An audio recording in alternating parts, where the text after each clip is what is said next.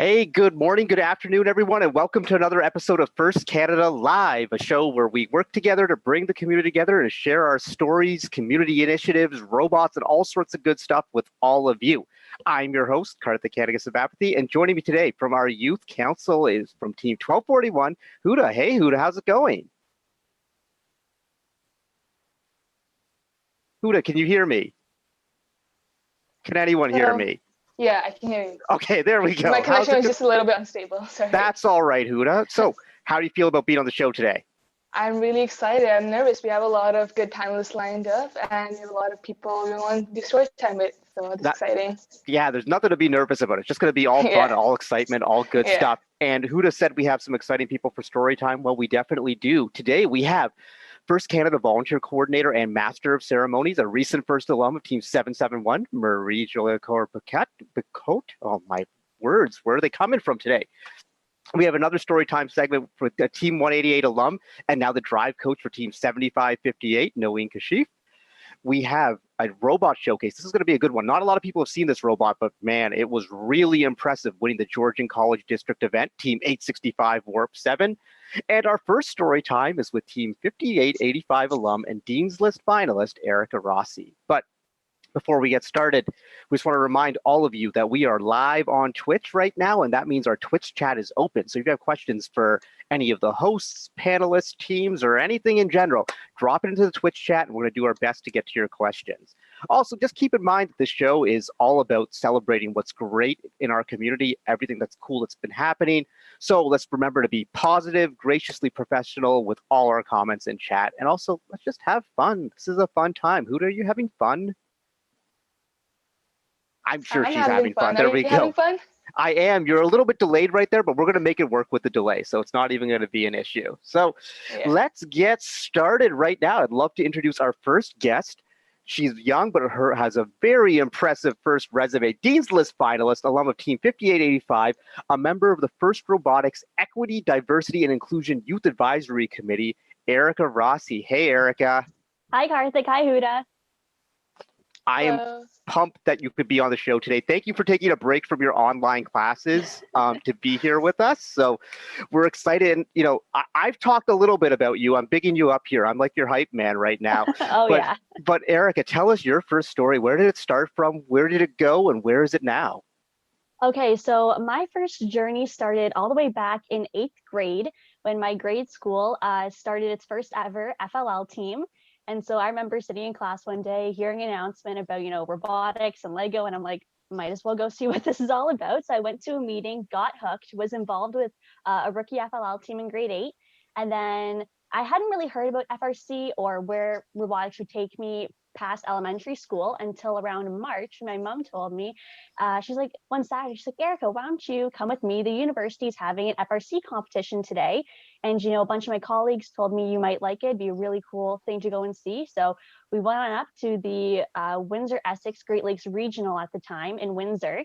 And we sat down in the stands during the 2015 Recycle Rush season. So very exciting game. And I can't tell if you're being ironic or not.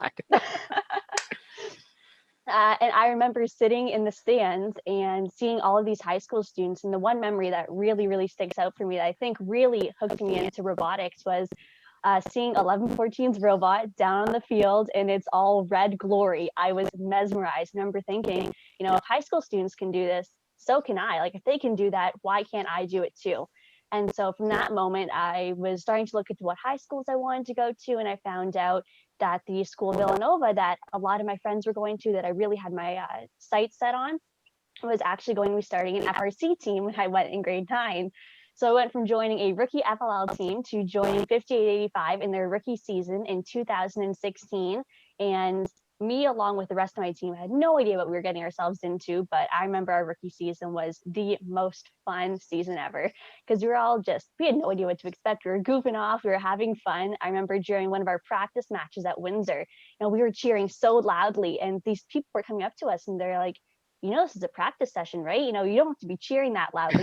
Nothing's really happening. And we're like, what do you mean? This is the coolest thing ever.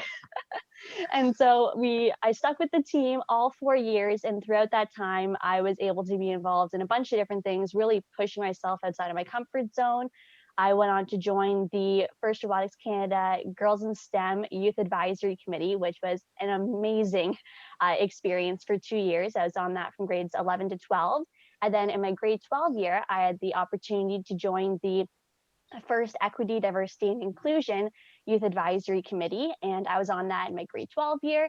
And I'm currently on that now as a first year mechanical engineering student at the University of Windsor. So it's been a crazy 5 years, 6 years now. So that's kind of how I started, what I did with it. And yeah, I'm a huge firster ever since.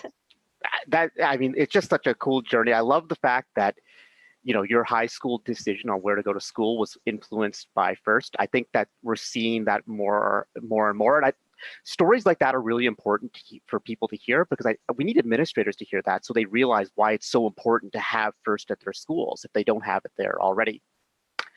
We talked a little bit about, we kind of introduced this EDI committee you're on with FIRST.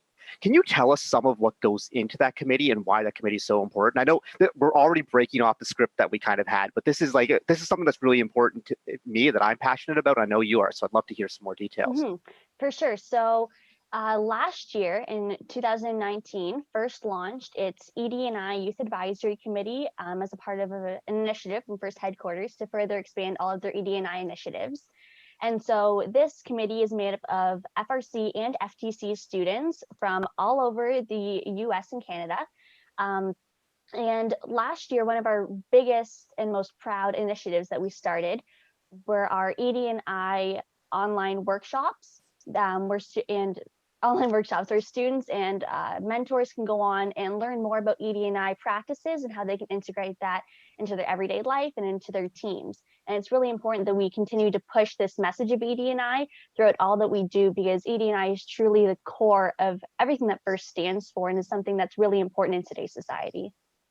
Yeah, that's very cool. And it's great to see that you're passionate about it, because I think a lot of people see ED&I as something that's like, okay, we're supposed to do it because we're supposed to, not because we need to. And I think that you have that energy and passion that sees both sides of it. So that's really cool. We'll talk about that more later on in the show. Huda, do you have a question for Erica? I do, actually. I wanted to jump in. Erica, I want to say, first of all, I admire you a lot. I had the opportunity to go into the Girls in FIRST weekend last year, and I saw you up on the stage. You really struck a chord in me. You were so inspiring. I want to ask you, through the 6 years in FRC you've been in, what's your proudest moment in your journey that you have had in FRC? Okay, well, first off, thank you, Huda. That really, really means a lot what you said. And I've been thinking really hard about this question. So I would say I have two proudest moments. And so the first one, they're actually both in the same season. They were back in 2018 during the Power Up season. I was in grade 11. And I remember this one has to do with my team. So we were at the Western District event, and it was the last day of competition, and our team was at breakfast, and all of us were just really, really down. The team morale was absolutely horrible. We were not really feeling good about our performance or feeling really good going into alliance selection. So I remember our mentors and the older students on our team, gathered us up, and we were really trying to encourage each other to go into the day with a much better attitude and just to give it our all and to have fun. And so, we go into the venue, we go into alliance selections, and we actually end up being members of the 5th Alliance with 2 other Windsor teams. So it was amazing. We were an all local alliance with the Massey Mustangs and the Saint Spots. And so we went into alliance playoffs as Alliance 5, and we ended up winning the entire competition. And it was a huge comeback. It was our first blue banner we've ever won. Our team was screaming as loud as we could in this little arena. All of the other teams that we were competing against were all chanting Windsor, and it was a huge local pride moment for us, and something that it's crazy how quickly things can happen in the span of a day. In the morning, we were feeling horrible, not even knowing if we would get picked for an alliance. And then we go on to winning our very first competition. Oh, Erica. With that very surreal moment. Sorry, you froze up there for a second, Erica, but it's all good. That was Yeah, a cool story. One of my favorite stories ties back to that event as well, and it ties back to your team. And it's just, I'm going to tell it really briefly, but literally, I was in the hotel on the Friday night, so before the Saturday morning that you're talking about, and I was just super thirsty, and I just needed like a bottle of water. And so I just kind of went downstairs, and I couldn't find a vending machine or anything. And then I see this room with a bunch of like mentors just all sitting around chatting, and like I don't want to be nosy, but I see they got like a case of water, so I kind of like peek in. I'm like, hey, can I grab a bottle of water? Like, Karthik, come sit down. And I'm like, I just want a bottle of water. Like, and then we end up staying up for like 3 hours just chatting about the team, the robot, and how excited they were about the next day, and just about like how they were worried that the team's morale was a little bit low, how they could pump it up. And then that happened. So it's just kind of neat to see all sides of the story. But we're saying all sides of the story. This segment is called Story Time. So Erica, is there one story you want to share with us? It could be about the team. It could be about maybe from the Girls in STEM weekend, anything you'd like to chat about, a story that the audience might not know about and would love to hear. Okay, so I think one story that I've wanted to tell was when I won the Dean's List finalist at the provincial champs. So I know a lot of teams, when they nominate their students and they're finalists for this amazing award, they're surrounded by their team and they're all, they feel really, really supported during that time. So my experience is a little bit different at district champs in 2018. So I don't know how many people watching remember, but during that weekend, there was a storm. And I remember I done my interview competition. I was ready.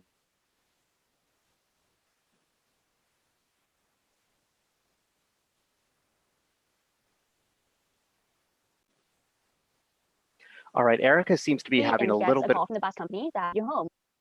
Hey, Erica, just want to give everyone a heads up. You're having a little bit of a connection issue right there. So you want to start that story back at the ice storm again? Oh, yes. Sorry about that. No, that's okay. So there was a huge ice storm, and our team had gotten a message around 12 p.m. saying, if you don't load your team up by 2 p.m. on the bus, we're not driving you home. And so our team was freaking out because we're like, well, Erica's up for this award. We want to be able to support her, but they're really, really conflicted. And I felt absolutely horrible about the whole thing. And so one cool thing was that my mom, as well as some other mentors, had actually driven up a day later. And so we had a couple cars up there. And so those mentors decided to stay back and drive home with us while the rest of my team loaded up in the bus and drives home. So I'm sitting there in the stands. I'm pretty sure I had the waffles in front of me, 6'10" behind me. And I'm sitting with my mom and all these other mentors, completely freaking out, waiting for them to announce the Dean's List Award. Remember, they get to about the third name, and I turn to my mom and I'm like, there's no way I'm getting this. I'm like, there's no way. I didn't feel like it about my interview. No, it's all good. And so I'm sitting there kind of accepting my fate. They're getting to the fourth name. It's really, really sinking in. And then I end up being the very last name called, I believe, and I absolutely freaked out. I'm like screaming. I'm pretty sure the teams around me thought I was insane because of how much I was freaking out. I ran down. I was able to do the high five line, and I get out and I get on FaceTime with my team. And it was just an amazing moment. And it was really unique because for once I wasn't surrounded by my team. I didn't have someone I could turn to and say, I'm really, really nervous. I don't know what's going to happen. But it was a really, really cool experience, and just, I think, unique from how other students have found out that they become finalists. Yeah, it's always a cool moment to hear the backstory behind when someone wins a big award, whether it's a team's chairman's award or the Dean's List award. For our audience, because right now, actually, Dean's List interviews are starting up again in Ontario on April 3rd, which is really exciting. You want to give a little bit of an insight into what's it like for a Dean's List finalist at the championship? What was that whole experience like? Because I don't think most people know about all the cool stuff that you get to be a part of at the championship. So at the championship, I was able to go to a luncheon with all of the other finalists and previous winners, as well as various sponsors. And so one really cool thing that happened to me was, about 2 weeks leading up to championships, I get an email saying, "Hi, Erica, the Julie Payette is going to be attending, the Governor General is going to be attending this luncheon, and would you like to be one of the Canadians to sit with her at this event?" And I get this email and I just start freaking out. I'm running around my house, telling my parents, jumping up and down. And so I ended up going to the event. I'm able to meet her and sit with another Dean's List finalist from Quebec. And it was a crazy experience. We walk in and we're trying to figure out where we're supposed to sit, and they bring us to the very front table, front and center. We see Dean go by in his giant walking wheelchair. And it was very, very nerve-wracking. Being in a room, I felt so supported by the family that I was able to bring, by the other students around me. The energy was undescribable in that room. And we were able to listen to a bunch of speeches by various sponsors and hear Dean speak. And then they get to the name calling. I'm not going to sugarcoat it. It is terrifying, sitting there waiting for your name to be called. But regardless of how the tables turned, everybody in that room was so supportive of each other. And I've been able to make a lot of friends who have gone through the Dean's List process. And it's truly a community that you're able to see firsthand at this event. It's just, yeah, it's such a cool experience. And having been to that luncheon before, like, it's first really pulls out all the stops. And it's something I really appreciate, because it's like, you know, it's celebrating excellence. And these Dean's List finalists, they've done so, forget about what they've done for themselves or for their own teams. They've won this award. They've earned this honor for what they've done for the community. So it's so nice to pay it back. I remember, you know, Marshawn Lynch has been at this before. Will I Am came to the ceremony. It's just, it's a very sort of cool thing. Huda, what do you think of all this? I'm really, Erica, I'm so like inspired by you. Every time you speak, I'm just like entranced by whatever you say. It's really cool. I wanted to ask a question. But I remember you mentioning before that you're going into mechanical engineering this year, and I did not catch what university you're going to. So I wanted to ask, like, what university you're going to, what program, and why you chose that program, and like how being in first kind of changed your career options, because I know it does for a lot of people. So when I was trying to figure out back in high school what program I wanted to go into, what university I wanted to go into, first definitely played a very large role into deciding what career path I really wanted to take. So I ended up deciding to go into mechanical engineering at the University of Windsor. So it's my hometown. I'm currently finishing up my first year, and it has been quite the ride. It's been the most amazing experience. And so I decided to go into engineering because I knew I really, really liked the problem solving side that robotics was able to kind of bring out of me. And with engineering, there's a large teamwork aspect, trying to work with people of all different backgrounds and different experiences. And I really, really like that too. So for me, engineering was kind of a no-brainer, and it was something I could genuinely see myself doing in the future. And with Windsor, I really liked the small town community feel. We're truly a family, and the support that I felt of all the other students that I've met in my program, whether they be fourth year friends that I've made through different things I've become involved with, or first years I met during Frosh Week. It's been an amazing year, and I can't wait for the next 3 years. That's fabulous. So you said, you know, you've met a lot of people. What other, because I think that there's a tendency in our community for a lot of the students who do first throughout high school, it's so all immersive. They go to university and they just want to stay involved with first, which we love. Don't get me wrong. We want all our alumni to stay involved and whatever. But I think that sometimes some of our alumni don't see what other opportunities are out there. So what have you been involved in outside of first at the University of Windsor? So at the University of Windsor, I've been involved in quite a few things. So starting off during my first week of school, orientation week, back in September, they had asked who wanted to run for first year rep for the Engineering Student Society. And I'm like, you know what, why not? It'd be an amazing experience. Going into university, I knew I had to put myself out there and get involved, because just like first, the more you put in, the more you get out of it.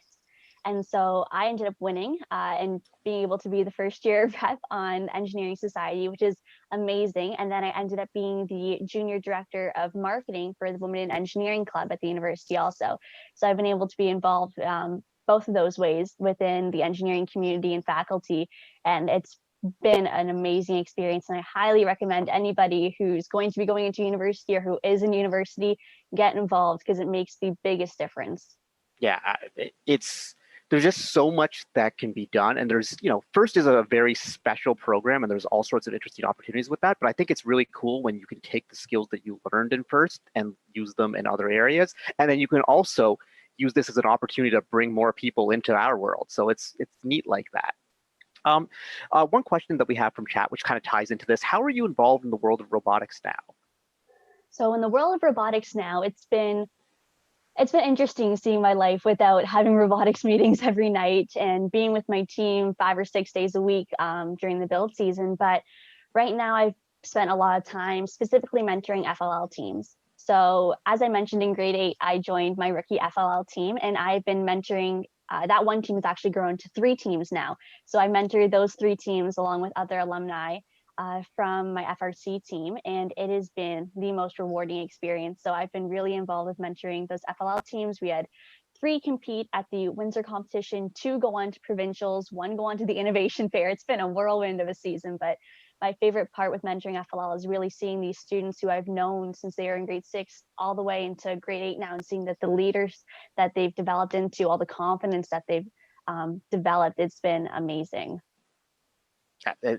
Seeing that journey is always really, really special.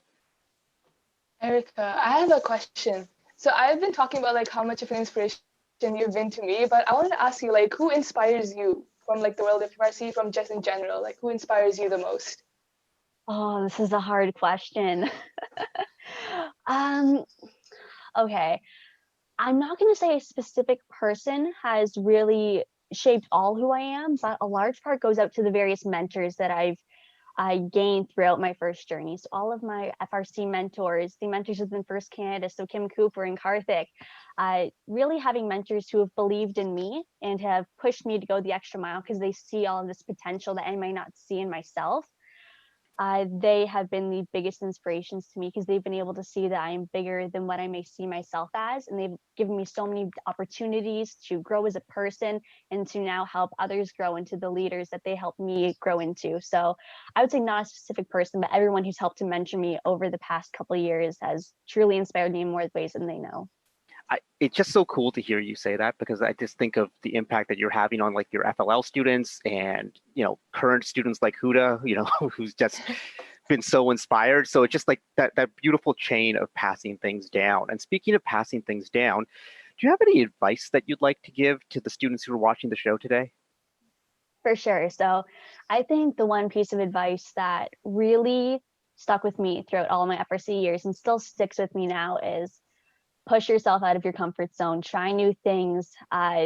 Don't be scared to ask questions and to get involved, because a lot of the time, imposter syndrome is a big thing. You think that you may not be good enough to try something new, or you may not fit in the way that you see yourself, but trust me, you do and you will. So put yourself out there. Don't be afraid to try new things. And just like how I got started with FRC or with anything, if you see someone doing something, there's nothing stopping you from doing it too.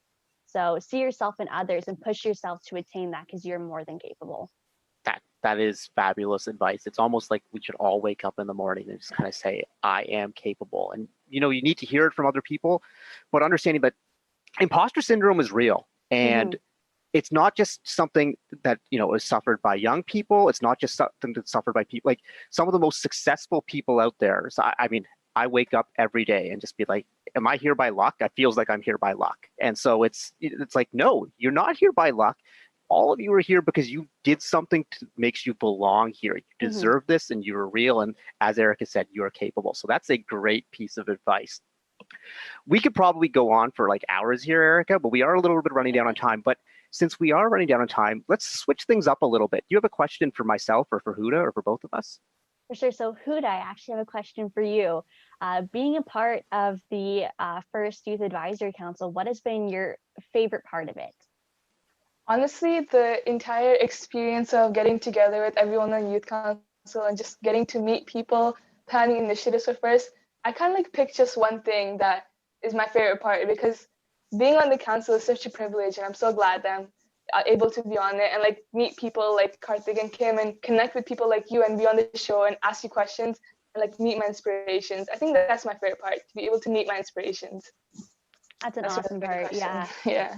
I know when I was a part of the Girls in STEM Council, I met so many amazing friends and so many people that I'm still in contact with today. And so I totally relate with you on how it's amazing. And we have the Girls in First chat from, we still have the Girls in First chat that we always like message on. Like from last year, we had a Girls in First weekend Instagram group chat that we created with everyone who was part of the weekend, and we still send like messages on it and like initiatives that are happening to let other people know, like, oh, just be part of this. It's pretty cool.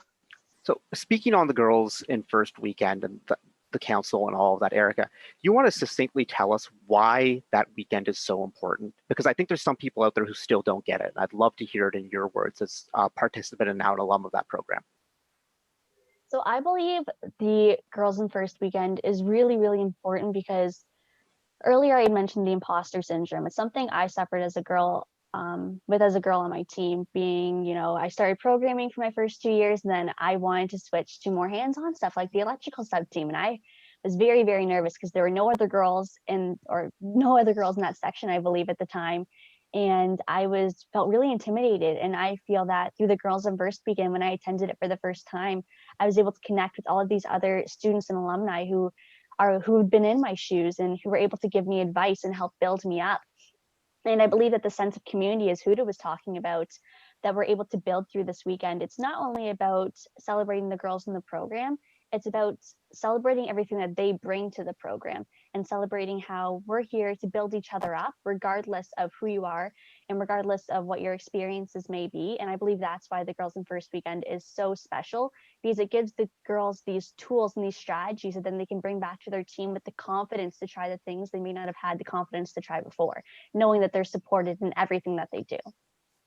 That's a great answer. I want to clip that one on Twitch and be able to send it to people, because I think that I had the opportunity to attend the weekend for the first time in June, and I was just my mind was blown. I was like, I knew things like this were important, but like seeing it firsthand, it's just seeing how much growth and how much learning and how much fun was going on. I was like, yeah, this is a thing that's just got to continue.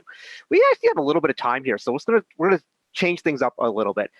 Erica, social distancing has been going on. People have been quarantined. People have been stuck at home. Obviously, you're busy with school. Online classes keeping you busy. But what's been like your one release? Like, what's been like your one guilty pleasure in all of this? Oh, I think my one guilty pleasure has been reading. I am a what have you been huge reading? bookworm. I've been reading various dystopian books that I've gotten stacked up since Christmas. So, my reading pile I'm usually able to get into it during large breaks like this. So I remember the first day that, all of our university was closed and all of our classes were kind of postponed for a minute. I'm like, wow, I actually have time, to read through a 300-page book now that I may not have had time to do before, or even going on FaceTime and Zoom chats with all of my friends. It's been really nice. What's been the best piece of dystopic fiction that you've read? Karthik, yep, I'm making you pick. Question.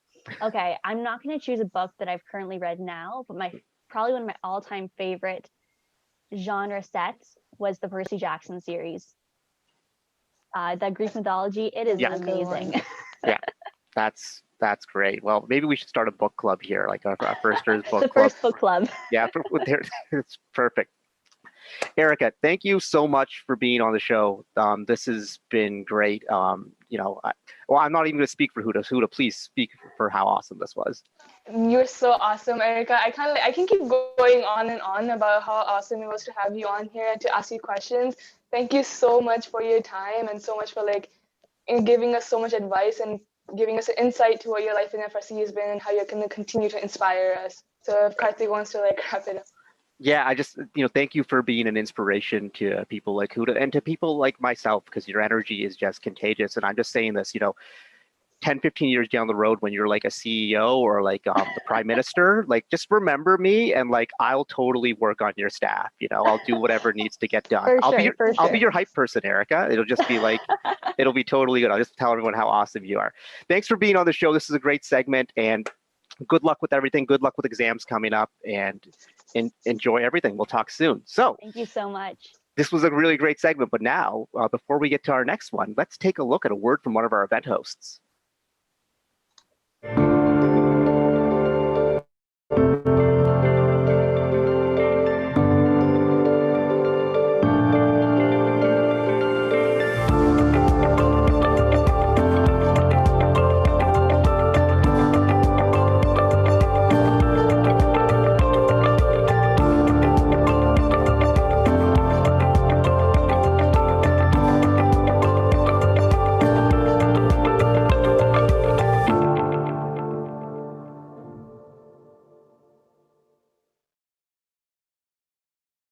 All right, we're back, and great to hear from York University. The York University District event, if you haven't been to that one, it's really fun. It's just got this like intimate atmosphere, and the campus is gorgeous, and it's a really fun place to be. It's good. Huda, ready to do this one again? Round two of story time, round 2 of 3. We just got to keep going. We just like question. This is like a marathon for us. This is good. I'd like to introduce our next guest. She is a First Canada volunteer coordinator and master of ceremonies. I think it's the first time we've had someone cross over between those two positions. She's an alum of Team 771 who won the provincial championship last year, and they've already done a team showcase on First Canada Live. So I'd like to introduce Marie. Hey, Marie. Hello. There you are. How's it going? How's everyone?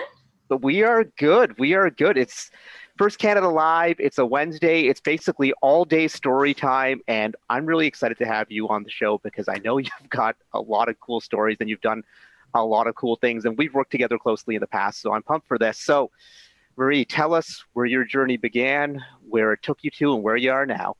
I don't know how I'm going to follow after Erica because that was amazing. She sounds like she's been doing this since she was born. But I have kind of 2 different first stories. I have my team story and I have a volunteering kind of different path. I started my team.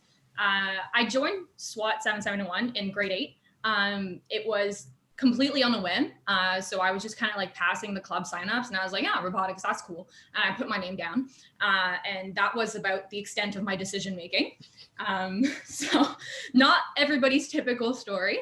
But I started in my first year doing game pieces.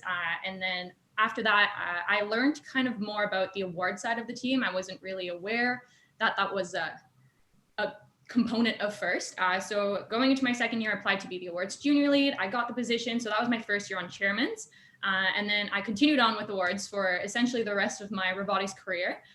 So specifically in 2018, in my third year, I was by then my second year of being an awards lead, my third year as a chairman's presenter, and I kind of saw that there was a need for a team to rebrand. So I spent, I think I counted, I kept track of my hours, about over 1,000 hours rebranding our entire team into the Legacy Project, which is something that a lot of teams have adapted for their own teams since then.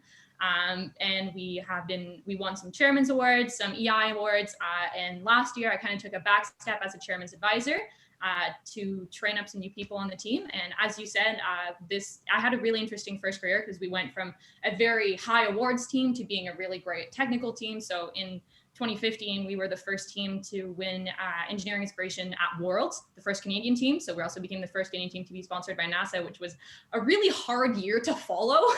In 2016, all of us were like, well, what do we do now? But last year, the technical side of the team put together an amazing defense spot and we won provincials, as you said, went on to compete at Worlds, became semi-finalists on our field. And I can't take credit for any of that, but I was really, really happy to see the technical side of our team really having the best season they've had in a while. I'm going to interrupt you right there for 1 second because you say you can't take credit for any of that, and that's really humble. But I think it's really important to understand that leadership matters on teams. And even if, like a lot of people see this like business side and technical side of teams as being separate, but leadership and culture really matters. And I watched your team last year very closely. Obviously, we won 2 events together, and your leadership was evident. And so you may not have been the one designing or building that robot, but your leadership and your guidance was part of the culture that led 771 to being such an amazing competitor last year. So don't sell yourself short. That's one thing on First Canada Live. We don't let people sell themselves short here. I still don't want to take credit for their work because they worked ridiculously hard on that robot and it really paid off for them. But going to kind of the volunteering side that I've been taking on, that I'm still following. In 2017, 2018, I was a field race at McMaster, and I just kind of, sat down, did my job and so on. In 2018, somebody pulled me aside and was like, I can see a leader in you. Why don't you apply for a more leadership role next year? So last year in 2019, at McMaster, I applied to be a volunteer coordinator assistant, and Melissa, who's the first senior mentor and the volunteer coordinator for that competition, kind of took a chance and let me shadow her for the competition. And I had the time of my life doing that. I absolutely love the managerial aspect of it, where I got to kind of work behind the scenes at these competitions and manage people, manage the flow of the event, and I loved it. And at that event, Phil, who's the lead volunteer coordinator, another first senior mentor, kind of saw what I was doing, and he said, "Hey, Marie, you're kind of good at this. Why don't you come help us out at provincials?"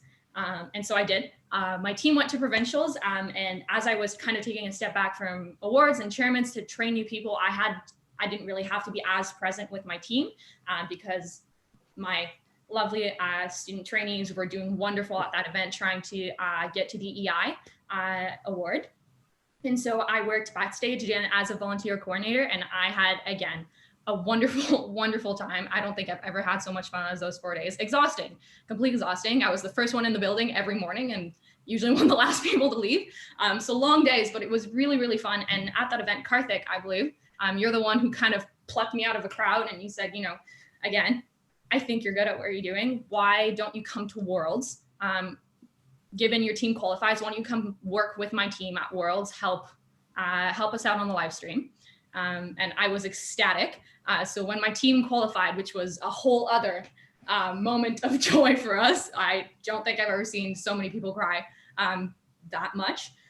But when we got to Worlds, I wasn't part of the loading crew. So when my team got back to the hotel, they were like, "Oh, Karthik and Libby came and stopped by for you." And I was like, "What?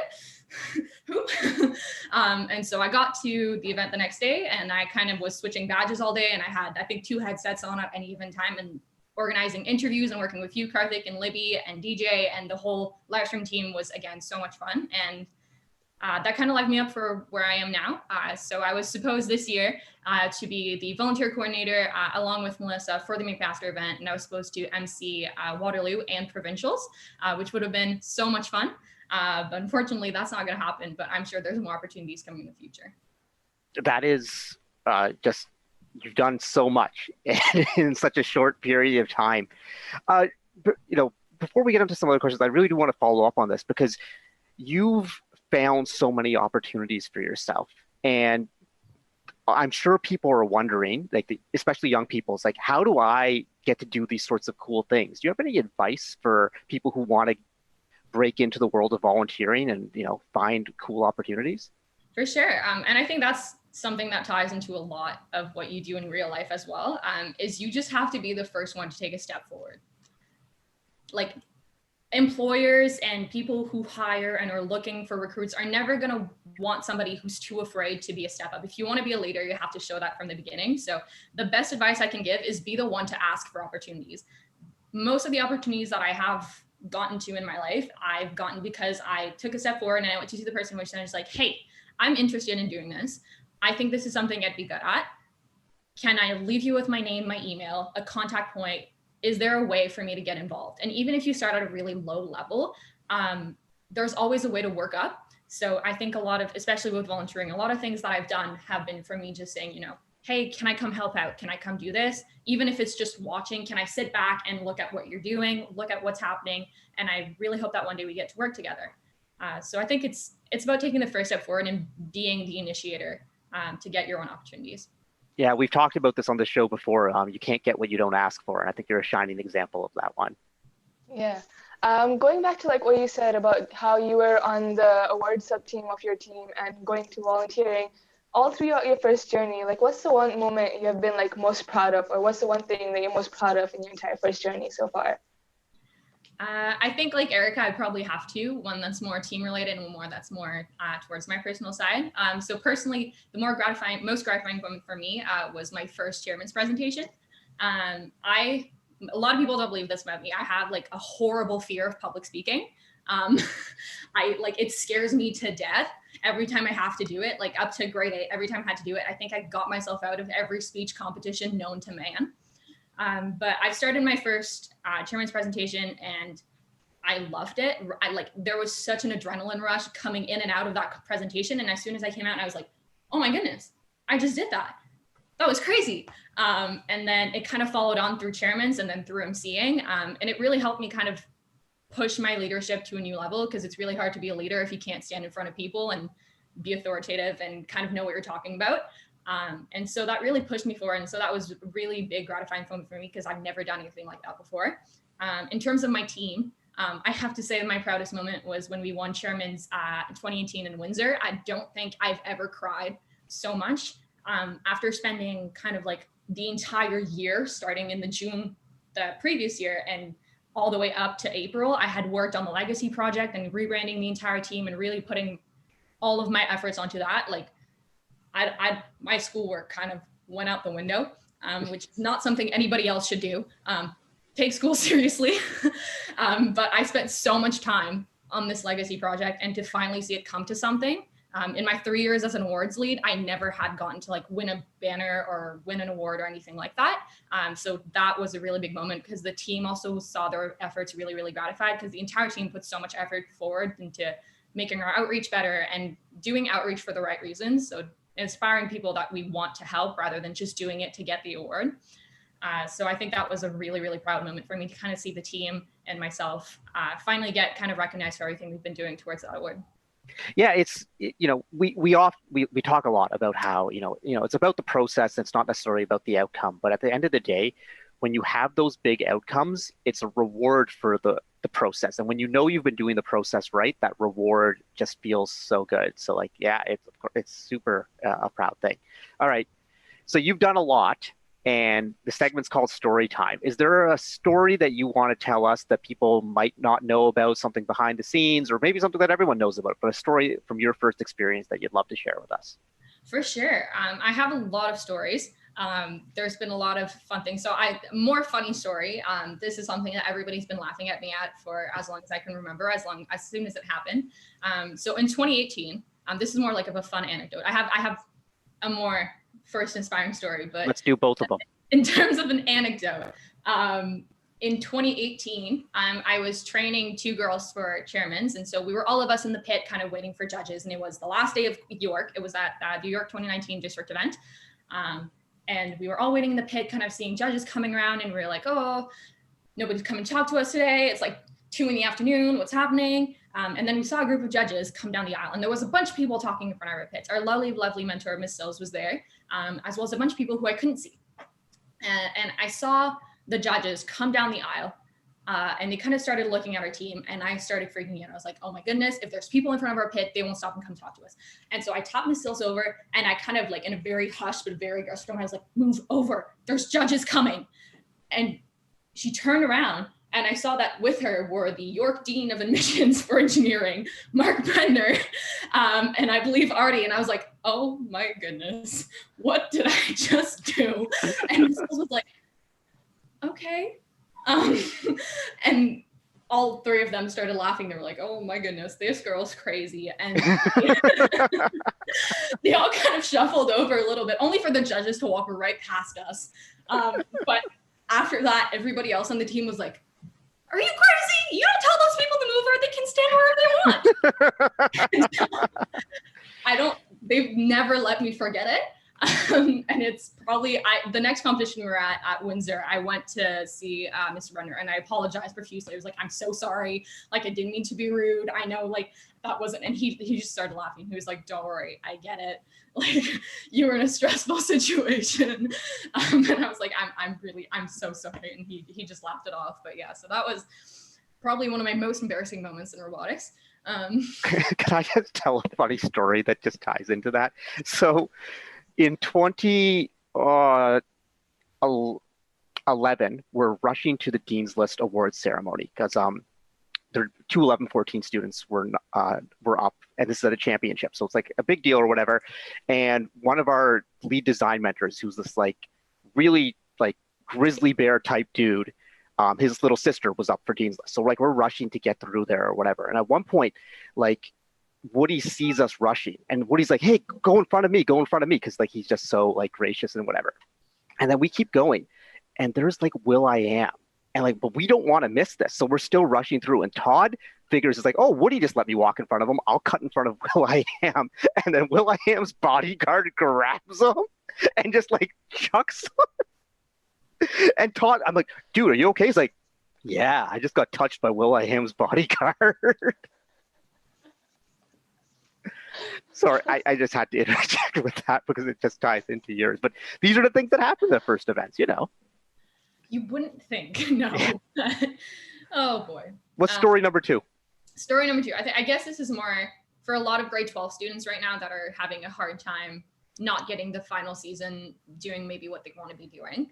I think in grade 12 especially, I learned to really important lesson that it's important to take a step back. No matter how much you want to be on the front lines, you need to learn how to pass on your expertise to other people. And so in grade 12, I was a chairman's advisor for my team, but I also ended up helping out a lot of other teams on their chairmans and on their award side of the team. I wish I could name all of them off the top of my head, but quite a few of them went on to do quite well of their own merit.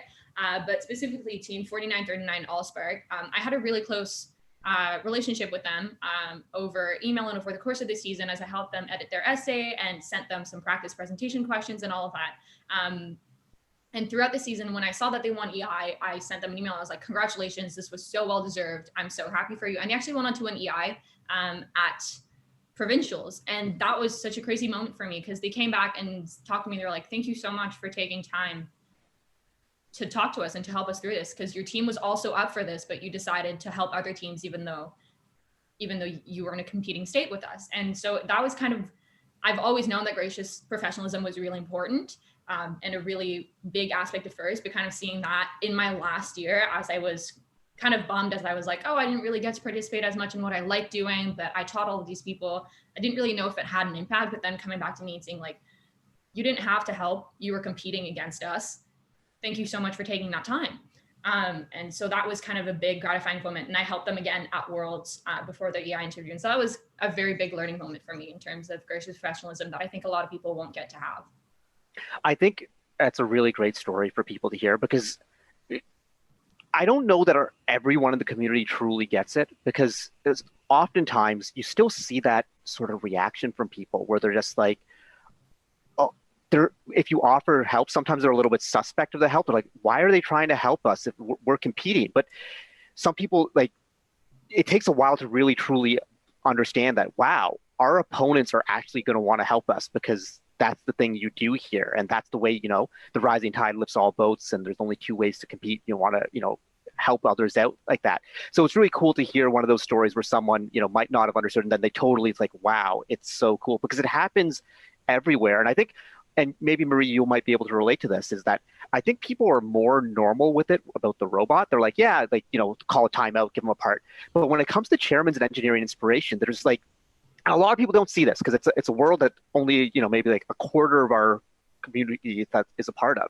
A lot of people in that group, they get so cutthroat about things, and maybe they aren't even cutthroat, but they assume others are, so they feel they have to be cutthroat, but they don't realize how much helping goes on there. So do you want to just chat on that for a little? No, for sure. Yeah, being in chairman, specifically being an all-girls team, like we hear a lot about how it's important to help each other, but in chairman specifically, there's, again, as you said, like such a cutthroat culture of like, we're not leaving our binders in the pit. We don't leave our presentation boards in the pit. Like nobody can know our material. Nobody can know anybody else's material. You're always so ridiculous. Out teams and see what they're doing and how you can do it better. Whereas I realized while putting together Legacy Project that all of our greatest pieces of outreach and the best work we've done were in collaboration with other teams. That's what's so great about the FIRST community is when you get to the end and you're able to put together your efforts and put everybody's heads together on one big project, the outcome is amazing. There's nothing like it, because when you're on your own team, a lot of teams tend to have very similar minded people in terms of how you get to outreach, right? Because that's how a team works. Everybody's kind of has the same goals, has the same approach. You have an established system. But when you work with other teams, you get to see so many different perspectives because everybody's also coming from a different community, right? So when we helped out with 1241 and polycultural, working with Syrian refugees, that was completely new for our team. Like we had never really experienced that before. Like, and coming into it, a lot of our team was like, oh, so this is how they structure their outreach. And coming out of it, we're like, wow, this is a very efficient system. Like, this is a great system. We're so happy we were able to collaborate with that team. And same thing when we worked on FRC Asia to provide information to teams in China who don't have access to any FIRST resources at all. Even then, coming out of it, we worked with two other teams, 4001, which is no longer a team, as well as another team. We were like, oh, this outreach is something that we never could have done on our own. This is such a big project, but working with other teams, you get such a bigger outcome. And so when teams are kind of such at a cutthroat level of chairmans, because I think the thing with chairmans is that with the robot, you get so many qualification matches and all of that. There's a lot of chances to redeem yourself. Chairmans and EI, you get one chance. You get one interview, or maybe you only get one set of judges to talk to you, and that's the one shot you have at making your case. But once you get down to it and teams help each other, especially with the competition part, like the one thing I've never understood about it is that if you don't want to win fairly, then why are you trying to win? Right? What's the point? What's the point? SWAT 771 is the oldest teams in Ontario. We've been around for, I think it's 19 years now. Like the amount of help that we've gotten from other teams over the years is crazy. It's insane. And so to be able to give that back, like we have such a large bank of resources that's been built up for 19 years. And there's rookie teams or just post-rookie teams that are 2 or 3 years old they don't have access to that kind of resources because they just don't have that many alumni. And so being able to help other teams, that's how you create a fair competition, because now you're the teams that are helping out the new teams, the new people, the new students who are trying their best, but just don't have the same resources that you have. You have to level the playing field or else you're not winning fairly. There's no, yeah, I agree with you completely. I think of that as just like, what's the point of, not winning that way? And like, what's the point of, if you're competing against like, 5 other teams who are struggling, like what's the real reward in beating them? The true reward is to raise them all up to a level where they're competing and to then win. And that's what's super cool about that. Huda, do you got any questions here? I do. I was going to ask Marie a question about so you talked about how you have helped other teams and how you helped with the chairman's submissions. And I'm sure you have been the inspiration to so many of these teams through your efforts. I want to ask, who's been your inspiration through your first journey? Like Erica, I don't think I can kind of give that tribute to anybody specific. But one person who's been really present for me since the beginning, even before my first journey, other than my parents and my mentors and all of that, has been Miss Dorothy Byers. So she was the principal at my high school, and she actually ended up being my academic advisor. So at the beginning of grade 7, I got a call at home. And my mom was like, "Marie, it's Miss Byers for you." And I was like, "What?" And so I took the phone. She's like, "Hi, Marie, I'm going to be your academic advisor. We're going to be spending a lot of time together this year and the following years." And so she was also kind of one of the first people who kind of told me about robotics, because she was always very, very involved. And Miss Byers is an amazing woman. She was the first woman to sit on the board of directors for First Canada. She's talked to the Standing Committee on Status of Women and kind of done so much on behalf of women in FIRST, women in STEM, for robotics as a whole, for FIRST as a whole. And so she's been a really big inspiration for me, because even when she retired from the school, she was still the founding mentor of 771. And so she kept up with the team a lot. And in every event that I've been to that she's been there, she's taken the time to take me aside and have a conversation with me and make sure that I'm doing okay, that the team's doing okay, and really ask how we're doing and keep up with us. So she's been a really big inspiration, because she's taken everything that she's worked for and she's still working for it. She's still working to advocate for a community. That's really, really cool. We got a little bit of time just, so we're going to jump to questions from chat. And we have one from someone you know pretty well, Sarah Sills. She'd like to know if you have any tips for teams regarding documentation. Oh boy. Yes. So a huge part of the Legacy project was documenting everything we've done, because a lot of teams, I think, and FIRST is really cutting down on this now, but have a lot of estimate numbers and estimate things. And so the way that we've done it is to explain very, very briefly how our system works, is that we have a whole spreadsheet, as well as a page for every single one of our outreach. So in our binders, we write a full page for every single one of our outreach pieces that has 4 sections. So it has an explanation. It has what we've done with the outreach so far, what we want to do with the outreach. So we set specific goals for every single one of our outreach pieces in the future. And then we have a testimonial from somebody who's been involved, just to kind of give an inside perspective. And that's kind of allowed us, as we pass on our outreach pieces to further people down the line. A lot of people come into awards, at least I know on other teams, on my team as well, kind of being like, I don't know what's happening. I don't know what we're doing. And a lot of time when a student graduates and they were in charge of a very specific outreach piece, nobody kind of knows how to take that up. So by setting those goals in advance and knowing what we've done before, we're setting that up for the future generations. But in terms of numbers, we have, as I said, this massive spreadsheet, and we document every single number from everything. So our spreadsheet lines back to 2015, because that's as much as we're able to talk about in the chairman's presentation. But every year we calculate every number for every competition. If we're going to a massive community event, we email the coordinators, ask how many people do you think were there at this time? How many people and then we take a percentage that we think is about accurate for how many people we've talked to or how many we've impacted. At a lot of our community events, we have a clicker think they're like $10 on Amazon. And you just click every single time you talk to a person. And we've been able to get really, really accurate number. And so now when we go into judges' rooms, we give them these graphs that represent how many people we've talked to over the years. And we give them a spreadsheet. We say, if you have any questions about these numbers, let us know. And we keep a paper trail of everything. I think a lot of teams lose things on Google Drives and on backup files that nobody has access to. So we keep paper trails of everything. And now it's so easy for us to, if a judge comes and say, we have a question about this very specific event, this very specific year, we say, here you go, here's our file, here's what we have. So I think it's just really important to keep a system and keep a document explaining how the system works so that when somebody else looks at it, they can figure it out. Yeah, especially now with the new documentation requirements for chairmen. What so many teams have been doing optionally, going back to, Miss Daisy 341 was the ones who really pioneered it, and 1114 took on from them.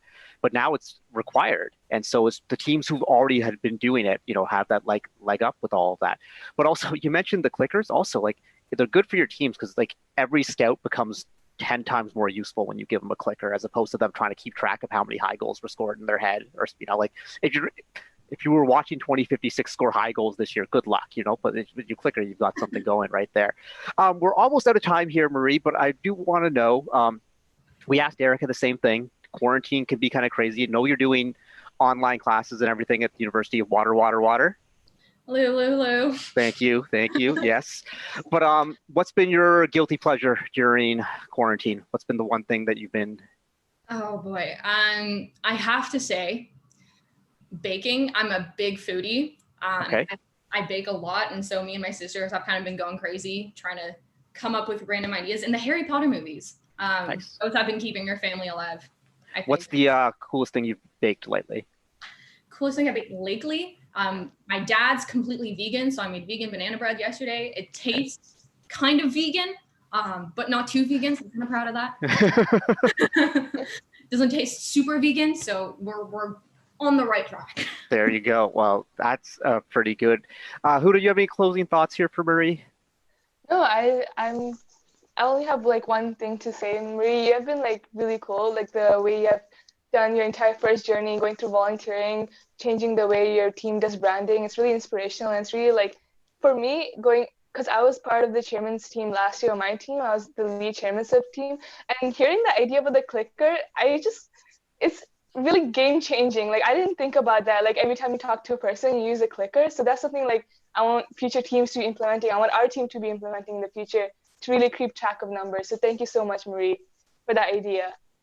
Yeah, and thank you, Marie, for being on the show. And Marie, I just want to say, also, one of my most disappointing things this season was not, because we trained you as an MC last year at the CNE, and I was really pumped to do Waterloo with you this year and to do provincials with you. And so I'm so sorry you didn't get that opportunity, but I'm going to tell you, there will be more opportunities. There will be plenty of events, and we're going to do this big whenever events get started, 2020, 2021, and long into the future. So thank you for being on the show. Thank you for being awesome, and good luck with your exams coming up. But now let's hear a little bit more from York University before our next segment. My name is Maheen, and I'm a third-year civil engineering student at Lassonde. Hi, I'm April, and I'm in my fourth year of computer engineering. I'm Anton. I'm Dauman. So we're in Boulder because we're co-op students. We're working for Uber Technologies. Lassonde has a different engineering spirit where mistakes are welcomed and successes are recognized. Lassonde was going to be the next big thing in engineering, and I wanted to be a part of it.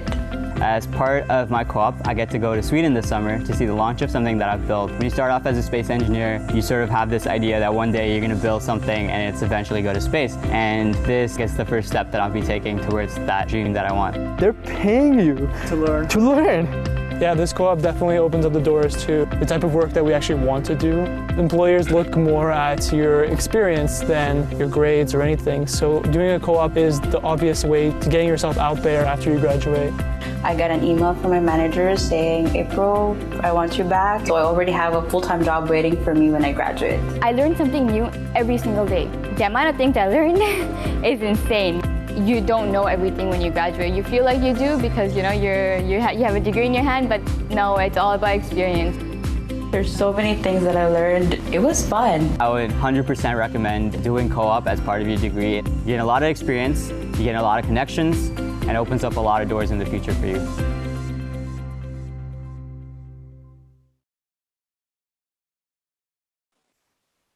And we're back. And guess what, Huda? It's another story time.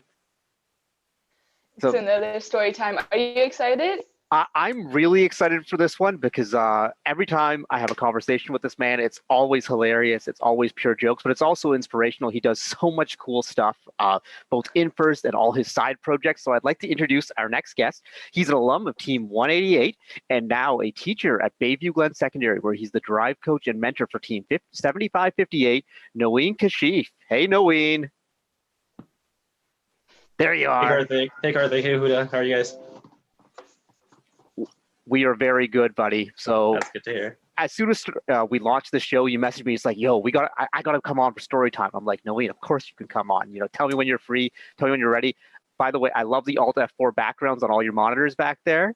Always on brand. Always got a rep. Always on point. Nice hoodie you got going there. All we need is the Michael Jackson jacket. So, oh my God. Yeah, that's right. You think I'm not going to roast you a little bit today, buddy? So, Noeen, like all of our guests, you've been doing this for a long time. I remember you as back in the day, 2009, as the human player who cut his sleeves off his jersey, shooting the orbit balls. But tell us where you started and where you are now. Yeah, so I started actually in grade 7 and 8. I was doing FLL, and then I remember two of the mentors from 188 at that point, they came over to our school and they said, hey, you guys are in grade 8, you're deciding where to go for high school. And so I basically they came in, they said, hey, what you're doing in FLL is amazing. And the next step is FRC. And if you come to our school, they give us a little glimpse of the robot they made. And this was back in 2008. And I was just like, I was blown away. And the worst thing for me, the saddest thing for me was that my homeschool was actually not Woburn. So my homeschool. What was your homeschool, Noeen? It's Cedarbrae. Oh, really? Yeah. So I was supposed to hold that against you too much. I was supposed to go to Cedarbrae, and I was begging my parents if we can move, and I was asking what other way can we get for me to go to Woburn, because this was the only school I had my mindset on. And I remember so back in the day they had a lottery system, and in the lottery, if your name gets pulled out, it doesn't matter if you live really, really far away, you can end up coming to Woburn. So luckily, the lottery system happened, and I got in. There was a lot of application process. I got into Woburn, and I was just so excited. And I remember the very first day, all I was listening for was the announcement for the robotics team. When is the meeting? When is the meeting? When is the meeting? So a bunch of my friends from grade 8 and the new friends that I've made at school, we all went to the meeting. And since the first day, I remember it was just I was locked in. I was there. And then ever since then, I was doing FRC since grade 9 till grade 12. It was honestly I loved it. There was nowhere. I spent almost, I think, if I was at school from from 9 to 3, I was also at school from 3 till 9 as well, because that's just the FRC life. So that was grade 9 to 12. And then after grade 9 to 12, I left after going to university. I was just there's no way. A lot of teams, I know there's been other mentors on here and other alums that have said it's a good idea to take a little break from your team and try seeing other teams and how they work and the way they do things. And honestly, I was bleeding red. I can't go anywhere else. I had to go back to 188, and a lot of the other mentors, they understand where I'm coming from. And so I went straight back to 188, and I've been with them since forever, all the way from 2009 till 2019. I was with 188, and it was just the best experiences of my life. And even throughout university, there were so many things that I learned from just being on the FRC team, simple things like using a caliper. And then I went into class and they were teaching us how to use calipers, and the whole class didn't know how to do them. And I was just this is something everyone in FRC knows. And then so yeah, it was just amazing. And then after just 2 years ago, as soon as I graduated, I basically got an offer to work at Bayview Glen, which is where I'm at now. And they said, hey, do you want to come here? And so we started a team there at Bayview Glen called Alt F4, Team 7558. And just last year was their rookie year, and we're in our second year now. And honestly, it was the robot that we built this year was probably the coolest robot that I've ever worked on and helped build. And I'm so proud of these kids. And it's just so sad that just me and a bunch of other teams were not able to compete this year. But yeah, that was kind of the journey from all the way from grade 8 till now. And then on the way, we've it's cool because first basically gets you involved in so many different teams and so many different stories. So I remember I've helped with we worked with 610, 1241, 188, 1114, and just now starting this team, you kind of understand, you take little bits from each team, and so you implement it, and it's kind of cool to see that. So that's a journey right there. Huda, do you have a question for Noeen? Yeah, I do have a question. So you talked about how you've been influenced from FRC, like since you were in middle school from 2008 all the way to becoming as a mentor. And you talked about how you're so proud of the kids on Alta 4 last year being the rookie year, and this year, like the amazing bot that you guys built. Props to that, by the way, a really cool bot. I want to ask you, what's your proudest moment that you've had in your FRC journey so far? There's so many, and there's a lot of funny ones and there's a lot of serious ones, just like Marie was talking about. And I obviously don't have a funny one like Praneeth where he declined, but I do have if you're gonna stab at me, I gotta take stabs at other people. So I love how you're like, I don't have a moment like Praneeth, obviously. No, I love Praneeth. So there's actually one moment that like, this is like the trademark and like the hallmark for me personally. It was actually in 2009, what Karthik was talking about.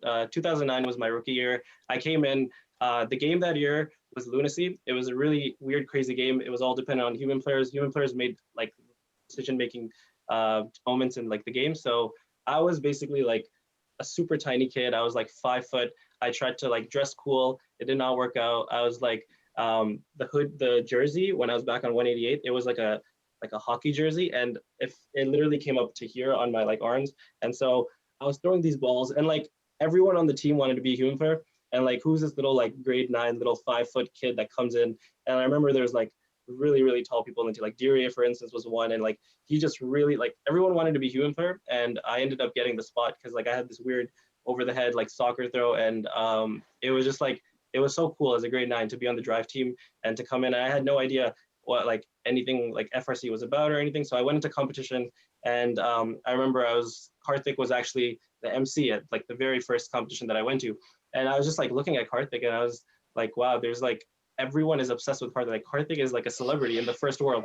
And I was like, what is happening here? So I remember I was like, it would be really cool if I was like friends with Karthik. And then this was so far back ago. It feels so weird to say this now, but yeah. And then one of the most like defining moments I remember was I was on the drive team. I didn't know what was happening, and we went to a match at District Champs, and we were late for a match. And so basically we got the gate closed on us. And in that moment, it was just me, like a grade 9 kid looking, and there was Karthik and Miss Sean Lim was there. And it was just like the gate got closed on us, and it was partially our fault because we were late, but it was also just a moment of like realization that I saw was, hey, like there's also consequences. Like this is not just a game. This is not just like something for fun. If you don't make it onto your time, like that's it. It's just like a job. You don't commit to your deadline, you're gonna get fired. Or so the gate got closed on us, and that's when like everything got really serious. And but it was just such a fun year for me. I was like this little short dude just throwing balls, and like that year, one moment was we were at World Champs, and on our division, I threw a supercell, and a supercell was like crazy low amount of points. And I remember we were losing by a certain amount of points, and I threw the supercell, and then when the score came up, we won by like just a few points, which was because of the supercell that I got in. And like it was just like I went back to the team, and like all the team members were like picking me up and like hugging me, and it was just like it was a cool moment as a grade 9 to just experience that. So like that was just amazing for me. Yeah, it's all those moments like that, especially those supercells that year. They were worth 7.5 times as much as like a normal ball. So it was just like super pumped. Noeen, you're always segment's called Story Time. That's why you wanted to be on here. You always like have like these best stories because you like kind of always see like what's going on behind the scenes, and you're really good at capturing like what people are thinking and all. Is there a story that you'd like to tell today, either like an inspirational one or like a funny one or anything like that? It could be 188, it could be from volunteering, it could just be hanging out with robot people. Well, like honestly, 188 has been like most of my life. So this is going to be a story from 188 moments. It's also from 2015. So it's hilarious. We went to the Ryerson district regional, and we were there, and we thought we built pretty good robot. Like we were like, this is a good robot. We went there, and we went to the pits. 1114 was there. They had their robot covered in like full drapes and everything. They didn't reveal it.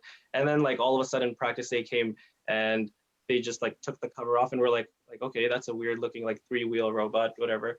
They went onto the field, and all of the mentors, because at that moment I was a mentor in 2015, and I just remembered FRC is all about the students. It's all about getting the students involved and making it. And so I remember they built a robot. We were really proud of them. And then the mentors also had like their jokes. It's just like any other team. And so I remember we saw 1114's robot, and we just saw them stack for maybe like 30 seconds. And all of the mentors just went dead silent. And then we all just like, we didn't say a single word. And I just remember we kind of like, the match ended, we kind of went back to the pit, and there was no kids. We made sure there's no kids, and we just laughed. Like, we just started laughing so hard, and we were just saying like, well, so like, what should we change for like next regional and stuff? And it was just like, it was a funny moment because like, there's no giving up spirit or anything. We were just super excited to watch this robot, and we were just in awe. But the moment that moment happened, when we realized what 1114 was capable of, all of a sudden, like, we got together in the pit and we said, we need to get something that gets all 4 bins. And so for the whole regional, me and some of the other pit members and some of the pit crew, we just worked on a ridiculous, we worked on a ridiculous like contraption that just picked up all 4 cans at once. And so what happened was 188, we ended up making it to the finals, and we were up against 1114. And so we were in the finals, and I remember everyone like, well, 1114 was winning this like regional. It wasn't like, there was no competition. It was just ridiculous. It was crazy. And I remember on this, we lost the first match, and then the second match came up, and just then it was so crazy because we got to see some of the creativity that the kids had on 188. And it was, so we built this like PVC super long like pipe that could just slap down and pick all 4 cans at once. Built out of a Vex field. Yeah, basically, yeah. We were like, we didn't know what to use to actually grab the cans. So one of the kids' water bottle was there, and he had like a carabiner type of water bottle that once you go in, it like flips in. So I remember he was just like, it was so ridiculous because we just had like, we're like, okay, let's get these water bottles, and we put these like water bottles. One was like, 2 of them were water bottles, 2 of them were like socket heads and stuff, and like it was just like, it went down and like supposed to grab it. And then the coolest moment was, everyone knew 1114 was stealing this, but it was cool that the whole crowd just stopped talking and everyone was like, ooh, and like we brought out this big contraption. I remember Karthik was just laughing in our faces. Like he was just like looking, and he's like, cool, like whatever, like you go do that, go ahead. And then we ended up doing it. The saddest thing was like, it didn't even deploy because like the program for the servo didn't work, but it was just like one of the coolest moments because like, regardless of it working or not, that moment that we had with the kids of working under pressure, building it, and then going out, and then just like having a moment of what if you could take down this like world-class like Hall of Fame team. It was just such a cool moment as like the underdogs at a competition. It reminds me of an idea that I had. A lot of people have had this idea. I don't think it's original by any means, but like it would be cool if there was like a special competition one time where you just show up to the event and you're given a box of parts and you're given the rules right at the start of the day. And it's like, you have to build your robot right then and there. And it's like, because the creativity that just comes in. And so like, I've hosted a competition like this before where we just gave a bunch of kids, and these were kids who had never done robots even. Just gave them a bunch of parts, and they say and you have to compete 24 hours later. And it's kind of like a hackathon sort of idea, but just like the creativity that you see where it's like, okay, all I have is these parts, but like maybe, oh, I need some rope. Let me pull out my shoelaces. Let me use those. You know, just like that sort of creativity would be very, very cool. And I'm glad you captured that. Huda, do you have any questions for Noeen right now? I do. I have a question for Noeen. So you talked about how like you've been in FRC for so long, from 2008 until like now. I want to ask you, how did like being in FRC like change what your career options were going to be, and where did you go to school, and like why did you choose that school and program that you chose?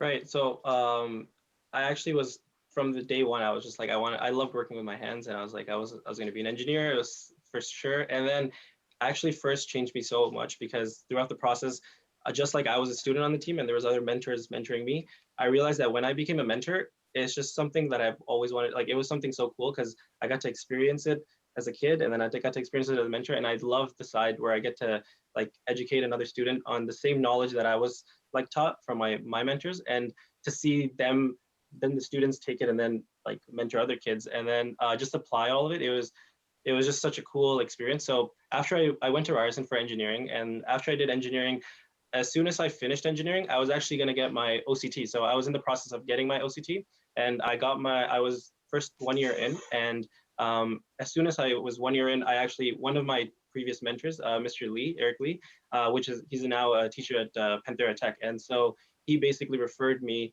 to Bayview Glen, which is the school I work at now. And because of him, I instantly accepted the job, and I was just like, you know what, like I want to teach and I want to get into this. So engineering is really, really fun. And at the end of the day, there's very specific jobs that in engineering that make you feel like you're making a big impact.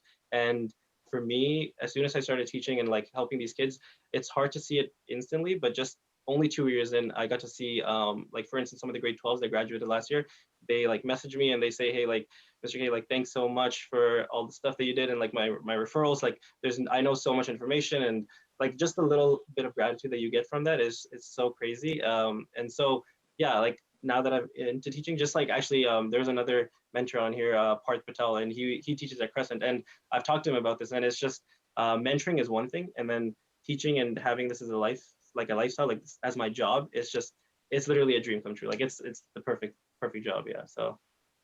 And so at Bayview Glen, obviously you spend so much of your time working on FRC and whatever, but what classes do you teach there? So right now, currently we're teaching no classes. So we run the robotics program at Bayview Glen.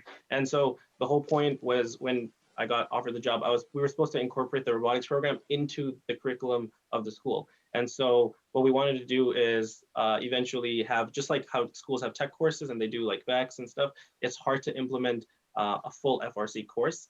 But our ultimate goal is like in the next few years, we want to implement the FRC course into the Bayview Glen curriculum, so people can actually apply for it and it can be a university like applicant. Yeah. Cool. So right now, is it like a partial course that you teach there, or? Right now, it's just FRC robotics, like full robotics. Yeah. Wow. So like robot all day, every day. All day robots. Yeah. September to June. September to June. Yeah. That's the dream come true. That's a dream. Not have to worry about school and just do robotics. I want to be able to do that. That's pretty legit. So, Noeen, like it's really fun to watch 7558 at competitions, or like even just like loading in or whatever, because you can tell that there's just like a really fun atmosphere that you have with those students. Like everyone's kind of like laughing and having a good time. And how do you as a teacher like create that sort of environment and that sort of culture? It's actually a lot due to one of the other coworkers that I work with. His name is Nosh. So when I first met Nosh, him and I we instantly clicked. And when I first started 7558, I knew that I didn't want. There's a lot of things that you learn from being a student and a mentor. There's a lot of things that are great on a team and a lot of things that can be made better. So the moment I came in, I knew what was like. These are the things that worked well with 188. And like I also learned from 11, 14, 20, like a bunch of the elite tiers teams. We saw what they did right, and we wanted to implement little bits from every team. So for instance, just like another thing that we make sure that we do is when the students come in, it's really great to have like the students call you like for classes like Mr. K or Mr. Kashif, but we kind of like had this atmosphere where we let the kids call us by our first names in robotics only. So as soon as after school hits, 3 o'clock hits, the kids are in, they actually refer to like Mr. Pazanji and I as Nosh and Noeen. And so that was just like, it started off as something like really relaxed and cool. And it was just so cool as the time went on, because they kind of like, we became like so close with them. And it was just like, it's honestly like a family now. And so when they roll in, like you said, when they roll in with their pits, we actually wanted it to be like, we don't look like a rookie team.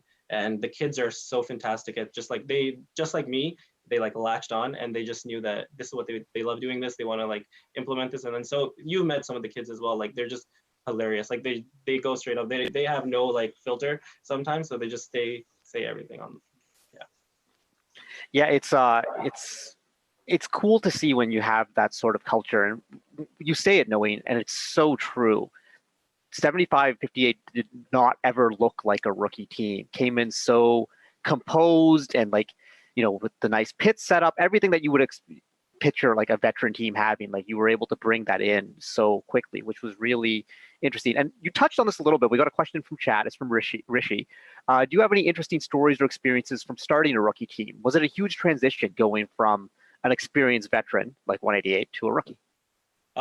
Everything changes. Like it's you go into a team with, let's say 5 or 6 mentors, and then a team full of students that have like previous years. The hardest part is that even the kids that are in grade 10 on like a team like 188 that I was on, they just have an idea of like, hey, like these are the banners, this is the last year's robot, this is videos, this is what we've done. But the very first year, it's so difficult. And like for all the people that have done first, you try to explain it to your parents, you try to explain it to your families, but you just can't explain it until they come to competition. And then they're mind blown when they come to competition. So the hardest part for so Malhar is another mentor on the team. And just the hardest part for us was trying to get the kids an idea, like a scope of what a robot is. Because they've seen the robots, they've been to some competition, but they have no idea like the work and the effort that everything goes into. So for Rishi, like one of the hardest parts, and Rishi probably knows this, helping so many teams, is just like giving them an aspect and like an idea of how to actually like little things like implementing like a 4-bar design or an elevator, and just like making them, I don't know, like using lock nuts instead of like just regular nuts. So these little things was very difficult because the kids are they're fresh brain, they have no idea with experience. So you have to kind of lay out all the experience on them. But the funnest part from last year was definitely, I don't know if you remember that we had like this ridiculous 4-bar contraption to like hang, and our kids, you can definitely tell that, sure, we didn't look like a rookie team, but we were a rookie team because our kids' solution was, hey, our 4-bar doesn't work and it doesn't go up. Like the pistons aren't strong enough. What should we do? Let's see. Oh wait, let's just get bigger pistons. And then so we had like those like massive 3-inch cylinder pistons, and then it was just like such a solution that you would expect from a rookie team. And it was so good to see that, because then this year came and they realized like, hey, instead of just making this and adding, I don't know, more torque, like instead of just adding more motors or whatever, here, let's change the gear ratio on this and let's make more efficiencies here. So it's really cool to see that growth from first year to second. And it was just like drastic. So that's the coolest part, I think. That for sure. I wanted to add something on there. Like everything you talked about, like the basic conceptualizing things, like adding lock nuts instead of like normal nuts and all those things, like basic things that you've taught students to learn. And people watching these streams are probably like getting a lot of ideas and probably going to reach out to you to understand like how to run rookie teams. I want to ask you, like, what's one piece of advice, or what's any kind of advice that you want to give to students, to the teams, or to students to start rookie teams or to continue teams, or just any kind of advice? Yeah, it's a lot of the best advice I could do is fail. A lot of the things that I learned from is honestly, like, I got yelled at by my mentors, I got yelled at by the teachers.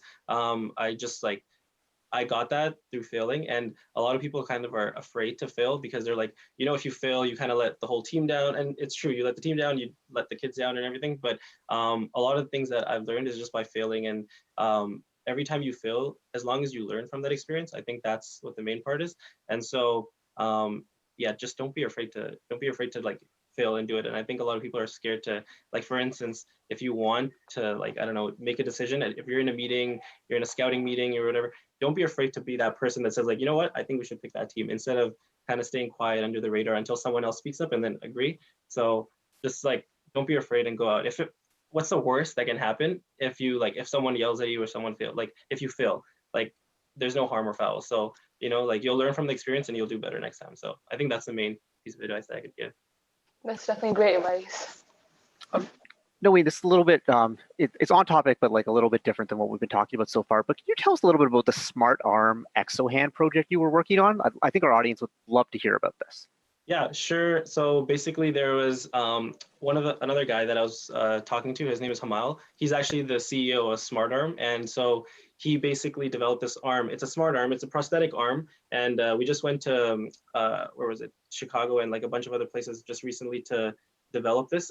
It's for amputees that basically have lost an arm. And so the design for that one was, it's basically a prosthetic arm that you slip on, and it has a camera at the bottom. And as you look at different pieces, like, so if you're looking at a fork compared to if you're looking at a hammer, there's different torques that you need to grip those two different items. So the camera recognizes it has facial, like, not just like facial recognition, it has recognition of which the two pieces are, and it uses a certain amount of torque for the fork, a certain amount of torque for the hammer. And so it's a smart arm. But something that was really cool that we worked on was like an exoskeleton type of hand. So there is another, like an ex-Marine, and basically his hand is disabled and he's not able to clinch it. So we slipped on 3D printed parts to him. We attached on like a Vex motor, and basically he was able to, and we put a sensor up here, just like the Mio bands. And so he was basically able to have control of his wrist and his hand after that. So that was a cool project that we worked on. That's amazing. That's wow. How did you get involved in that? One of my friends, the CEO, he actually was, he started working on it since high school, and then he went to Microsoft and he won a challenge at Microsoft, and so it just started growing from there. And then he reached out to me because he saw that I had like 3D printers and some experience in the mechanical aspect. So we started working together, and then we went on to the journey. That's very cool. This kind of ties into a question from Vans_411. We might know who that is. Noeen, you do a lot of work outside of your day job, making videos, 3D printing, random side projects, tennis, badminton. What role did FRC play in your variety of interests and of creating your passion for creating things? It's just because who asked it. I know it's just like it's eventual. Like, why are we even doing this right now? But yeah, it's like, because a lot of the people that know me, they know that I make these videos, and they're just like fun little cool videos, and they're just like little segments of, for instance, we got a new CNC at the school, make a little segment. I'm bored in quarantine, so I'm gonna go play tennis outside against the wall, make a little video. And like these little videos are just little fun things. And when I was in first, I actually seen, I don't know if you guys remember for the 17 game, Stronghold. For Stronghold, they made that video, and it was a little girl speaking, and that video in the background, I don't know, it's just, there's something about that video that just like hits me every time. And so I saw that and I was like, this is really cool. I don't know, videos can change and inspire people like drastically. And I know that some of my students, they come in, they come to competition, and they're kind of there, relaxed, and then like one video they'll watch and they'll be so inspired, and then all of a sudden they'll be like, hey, like I'm so into this, like I want to come next year. And like I'm like, wait, what just happened? And like it's because of that video, and it just makes a big impact. So yeah, like yeah, so that was honestly, that's like the goal. Hopefully like they inspire people just like I got inspired by them. Yeah, I mean, your creativity is so you're so good at making these videos. Like, remember the time we made the video for me announcing that I was going to that event? It's like it was like the KMPV Productions. That's right. Noeen found, like, because we wanted to film a video of like me announcing that I was coming to this event or whatever. I needed someone to do it, so Noeen had this idea. And then we're at the Hershey Center now, the Paramount Center, and we found this area that had a red carpet. We're like, oh, we could do it on this. And then they found like a cart. What was that cart even? It was just a random like cart for like the tables that they had to go in. Right. So we were using that cart to like push the camera around or whatever. And it turned into this, like, it's really cool how, like, you talked about the creativity of your students working on that crazy 4 can grabber or whatever, but you still use that same sort of creativity when you're making these videos, because you come up with like, that's what First does though. So yeah. I think that right there, Noeen, is the key, is that the problem solving we learn in First about how to like, score the most points is applied in so many different ways. And it's not just like technical aspects. Something like video making and producing, the same sort of problem solving applies. And I think that's a really cool example of how that comes together. So time's running down here, Noeen. So I just want to say thank you for being on the show. You were amazing. These stories, and like, I mean, you've done so many cool things, just like the hand project and as a teacher and your 3D printed stuff or whatever. So like, keep inspiring. Is there anything that you want to plug right now for our audience? Anything you want to tell us about that you're working on? Honestly, it is just, I just wanted to give like a shout out to all the BVG and the 7558 kids. One main thing that I did want to talk about is I hope that we can get him on here is one of our students, Justin Narayan, he actually, he made the scouting app, and it's the most insane, most ridiculous scouting app I've ever seen in like all 11 years. He has, just like, if you watch the NBA, you see how like they have the heat sync maps of like the NBA players and like where they're hot from, where they're not, their paths and everything. And so he actually designed an app that didn't get to like fully meet its potential. He finished the app, and like it's just didn't get enough publicity because competitions didn't happen. And I would just love for him to either get on or like talk about that app later sometime. But if you go on to like Alt F4 website, hopefully we can have the app up there and like just show a video of it, how it works, and it's completely ridiculous. It's like, and also an idea is that First Canada just set up a new portal on their website for community-based projects. So Alt F4 could submit the app to there, possibly, so people could see what it's all about. That portal is a really cool thing. We're seeing a lot of like the teams who are doing 3D printed stuff for PPE right now posting there. Chef's safety contest is on there too. But it'd be really cool to see that app there. And if you have any information on it, Noeen, we'd love it if you could go into chat after this segment, post it there so our audience could see it. So thank you for being on the show. Thanks for being awesome. Thanks for all your inspiration. And we will be back after this short video.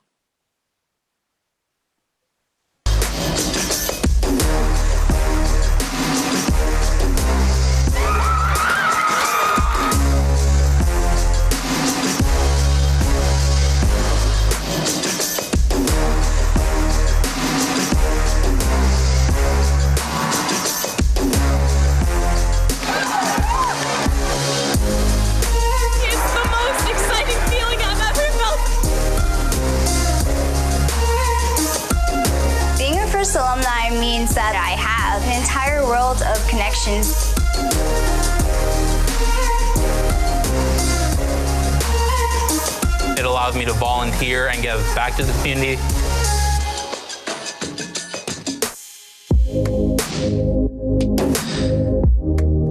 I think first can really prepare you to solve any number of the world's big problems. The skills that you're going to be learning can completely change the future.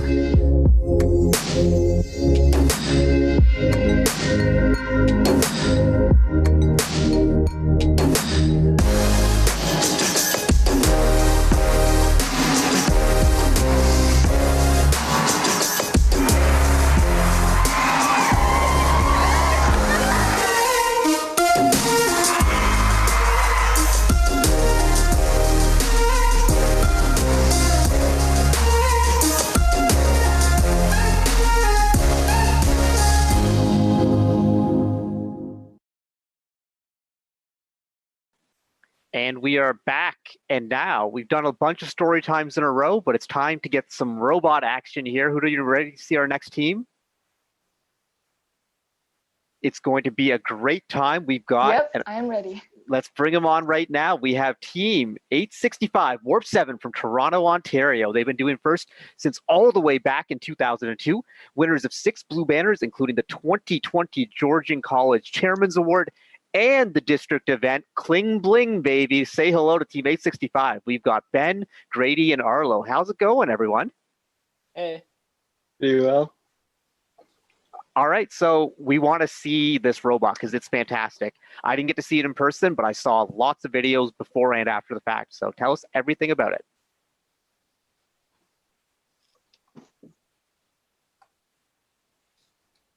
All right, let's actually just start by introducing ourselves. My name is Ben. I'm the captain of 865. My name is Arlo. I'm one of the co-heads of 865. I'm Grady, and I'm also co-head of design with Arlo.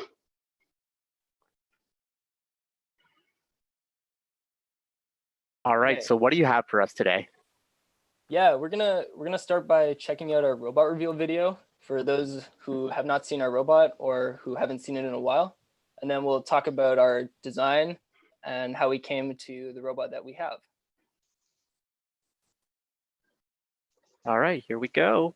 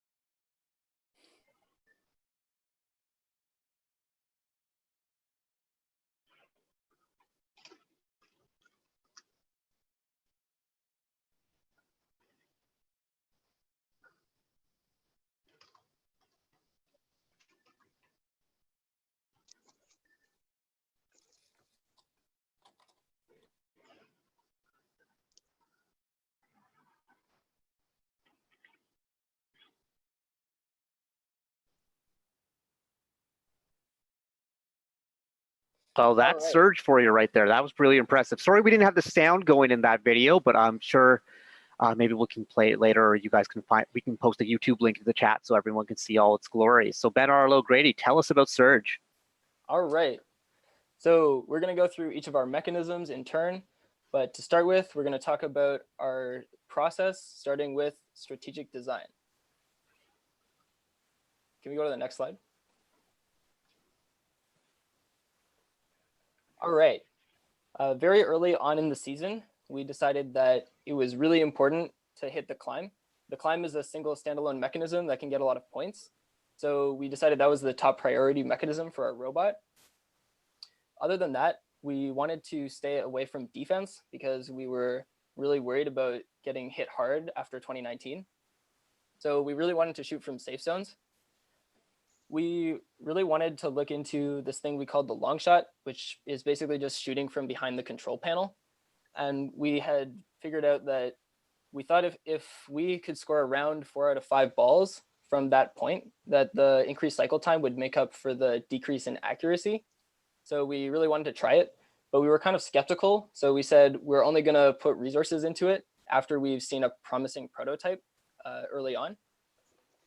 And then the other thing I want to say is we decided to go tall, giving up the ability to go under the trench so that we could have an easier climb. And also it made the shot angle easier, plus giving us more space to package everything. So that's what went into that decision.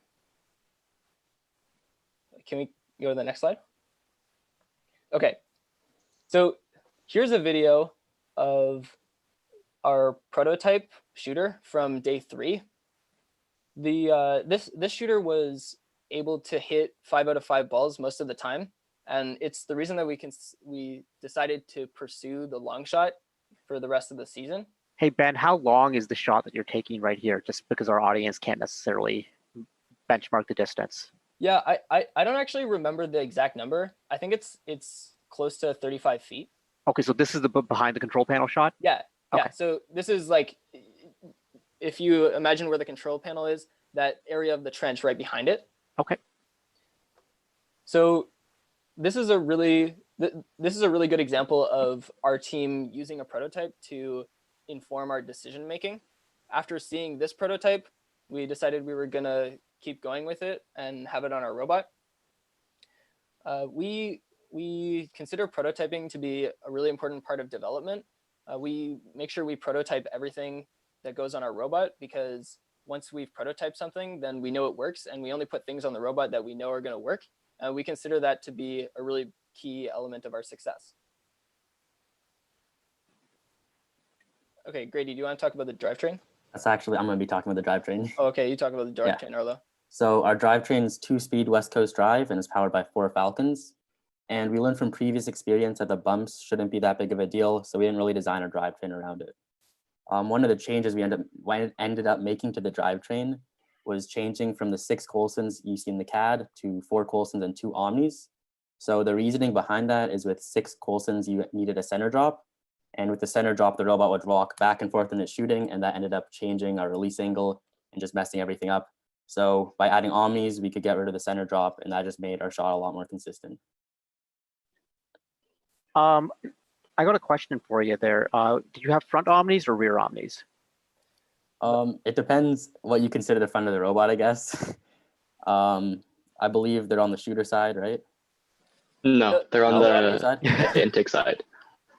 The reasoning for putting them on the intake side was basically so that the pivot point would be as close as possible to the shooter, so that you wouldn't change the positioning of the robot when you sort of quick turn to aim. It would be more about aiming the shooter itself. Makes a lot of sense. Okay, I think next slide.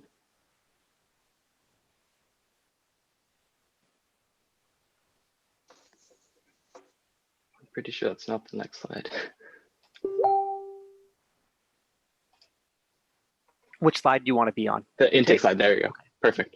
All right, so our intake was a pretty standard sort of 2-roller intake over the bumper, whatever. We experimented with lots of different wheel types and wheel sizes during our prototyping. We decided the sort of foam rollers that we used in the end worked the best with our geometry.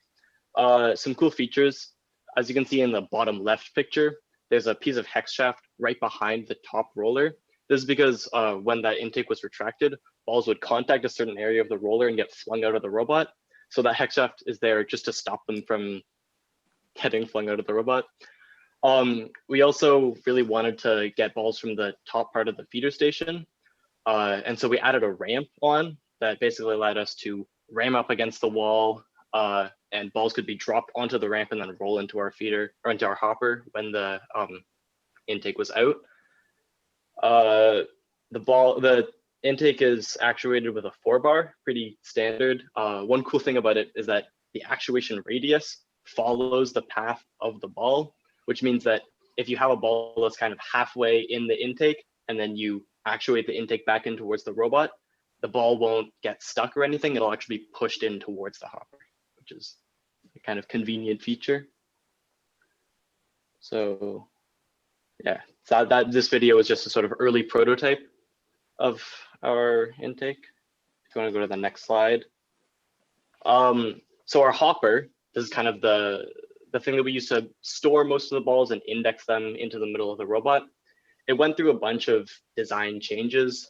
We started off with this really overcomplicated design that had this floor with all these belts on it. We eventually simplified it to the design that you can see in the intake slide in the prototyping video, where it has 2 passive ramps and a powered belt in the middle. That design worked pretty well, but the one that we found was the best was this one that we finally agreed upon. Basically, it's a passive ramp made of polycarbonate that feeds all the balls towards the shooter.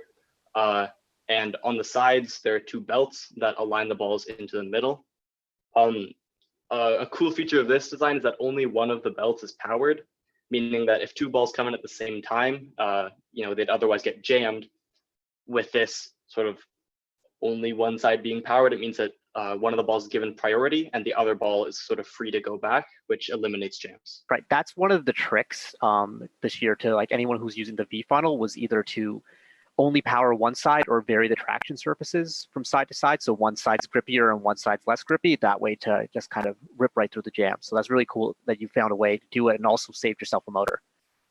Yeah. All right, I think next slide. Yeah, so next up we have the feeder. So the purpose of the feeder is to take the index balls from the hopper and transport them to the shooter. We use polyurethane belts on crown pulleys. And so these crown pulleys have a greater surface speed in the middle, which is created by the larger diameter. And because of that, it keeps the ball centered. Also, from the CAD to the actual robot, we ended up adding polycarbonate side panels. And these panels just like physically prevent the balls from pushing each other out and they keep it even more centered. On the next slide. I have a question about the feeder. So did you have any issues where like you would have multiple balls coming at the same time and jamming in before they go into the shooter? And did you like prevent it using beam brakes or anything like that? Ben, do you want to comment on beam brakes maybe? Sure. There is a beam brake there, but it doesn't quite serve that purpose. Basically, the beam brake just stops the ball a known distance away from the flywheel, and that way that when we run it, it accelerates for a set amount of time and therefore enters with the same velocity every time. But because the balls are indexed in the hopper, there's not much that needed to be done specifically in the feeder in order to prevent them from jamming.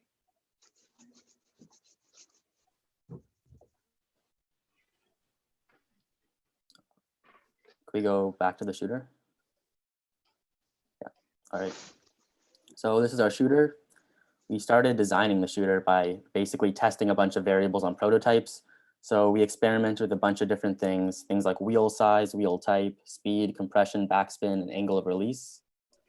From this, we created essentially a wood prototype, and this prototype was good enough that we could have put on a robot. So then we copied the prototype into CAD, cleaned it up a little, and we had our shooter hood. Our original hood used a bent sheet of polycarb, but we ended up having to change it because we found the polycarb wouldn't quite bend the way we wanted, and it also wouldn't give us the exact angle of release. So what our solution to that was replacing with the HDPE plates you can see in our robot and our CAD. And these plates have a much better and more consistent angle of release, and it was just overall more sturdy and better. So as you know from our strategic design, we did long shot and short shot. And so the way we were able to achieve the long shot was by creating a second angle of release. And we did this with the over center linkage. And do you want to describe to the audience what an over center linkage is for those who don't know? So an over center linkage, basically what it does is it goes over center, which I know doesn't mean a lot to some people. Thanks, Arlo. When the ball is pushing against the hood, it is pushing in on a closed piston as opposed to pushing in on an open piston, right? So that means the piston doesn't rely on air pressure, it relies on the mechanical strength of the piston. And all which allows you to lock it in place and guarantee you a consistent shot. There's no wobble there. So that's the main reason we needed it as instead of a normal actuated piston. We also looked at possibly like a gear, but we only needed one angle and we didn't want to deal with any of the complexity with backlash and machining, all that. So we thought the over center was like the best and easiest option we had. In terms of iteration, there's some stuff that didn't make it on the final robot. So we had what was called the Bolty Susan. And what it was a lazy Susan that we would bolt down and that would change the direction the shooter was facing. And the reason we did this is so that we could hard stop against the Wheel of Fortune and fire, and the Bolty Susan would allow us to fine tune that angle depending on the competition and the robot. The reason we ended up getting rid of that is because it turns out the Limelight was actually able to detect targets from that far. And also it wasn't very rigid and it ended up bending a bunch of the plates. And so it was through all this testing that we felt we got a fairly consistent shooter. And it's all thanks to the prototyping.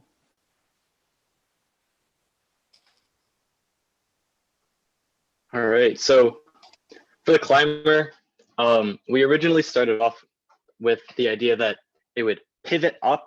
Oh, whoops. Yeah, that's okay. You can keep talking about the climber. Okay, yeah. So out the slideshow. we had the idea that it would pivot up and then it would be on like a one-stage lift. That was a great idea in all of our heads until we realized that the lowest possible configuration of it was actually higher than the lowest possible configuration of the bar. So after it had pivoted up, we weren't actually able to climb if we were near the edge, which obviously isn't really ideal. This is a pretty easy fix though. We were able to just take off the pivot, attach some plates to that sort of pivoting stage, and figure out how to do rigging. And we ended up with a two-stage cascading lift, which worked pretty well. Another cool feature of it is that we were able to use pancake cylinders to lock it in place when it was fully retracted, so that after the after the round was over, for the 5 seconds that the robot had to stay climbed and be disabled, it would stay in place. And I believe Ben had something to say about the rigging. We did some cool stuff. I did. I was trying to fix the slideshow on air, but maybe I'll talk about the rigging. Yeah, so on the second stage, we, instead of tying the rope directly to the box tube, we tied a loop in the end of that rope.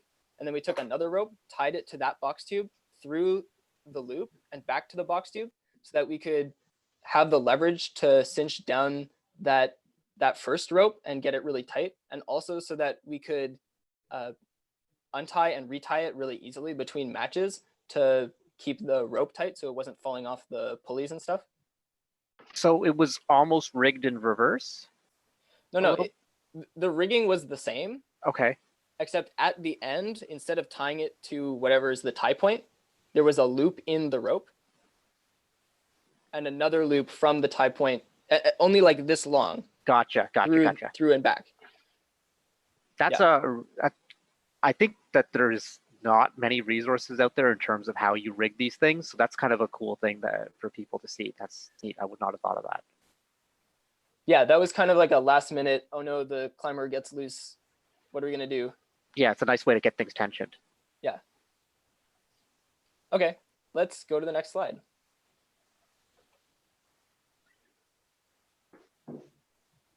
And what's on your next slide? The next slide is about software. All right, well, why don't we just talk a little bit about the software before the slide comes up? What cool things did you do this year? Yeah, a lot of our software aid revolved around the Limelight. The first thing I'd want to talk about is how we set the speed of the wheel based on the distance from the target. So basically we moved the robot a set amount from the target and measured what's the ideal flywheel speed to hit the 3 the most amount of times. And then we fit a polynomial function to that all those points. And then we interpolated so that from any point on the field, we can have the ideal shot velocity to hit the 3. So when you generated that interpolation, how many points did you have measured on the field? I don't remember how many points, but it was like every 6 to 12 inches. Okay. For starting from the initiation line and going back almost all the way to the control panel. That's a nicely detailed interpolation. I think that sometimes there's a tendency, because the Limelight almost feels magical at points. And I think there's a real tendency to just kind of like grab 3 points, and 3 points will fit a curve. Like 3 points will fit a curve like that. Everyone knows that, but you can really get something a little bit more detailed with your polynomial interpolation by gathering more points. So that's cool that you did that, used much of detail for it. Yeah, that was really useful to us. And the other thing I wanted to say about that is that we had in the controls a way for the operator to adjust in small increments the speed of the flywheel, so that if, say, the first ball missed, then the operator could press a button to make it go a little bit higher and hit the 3, So or like a little bit bit lower. of a turbo button, basically. Yeah, basically. So that's setting the flywheel speed. The other thing we used the limelight for was aligning to the target. But something that's really cool about that I wanted to talk about is how we smooth the data.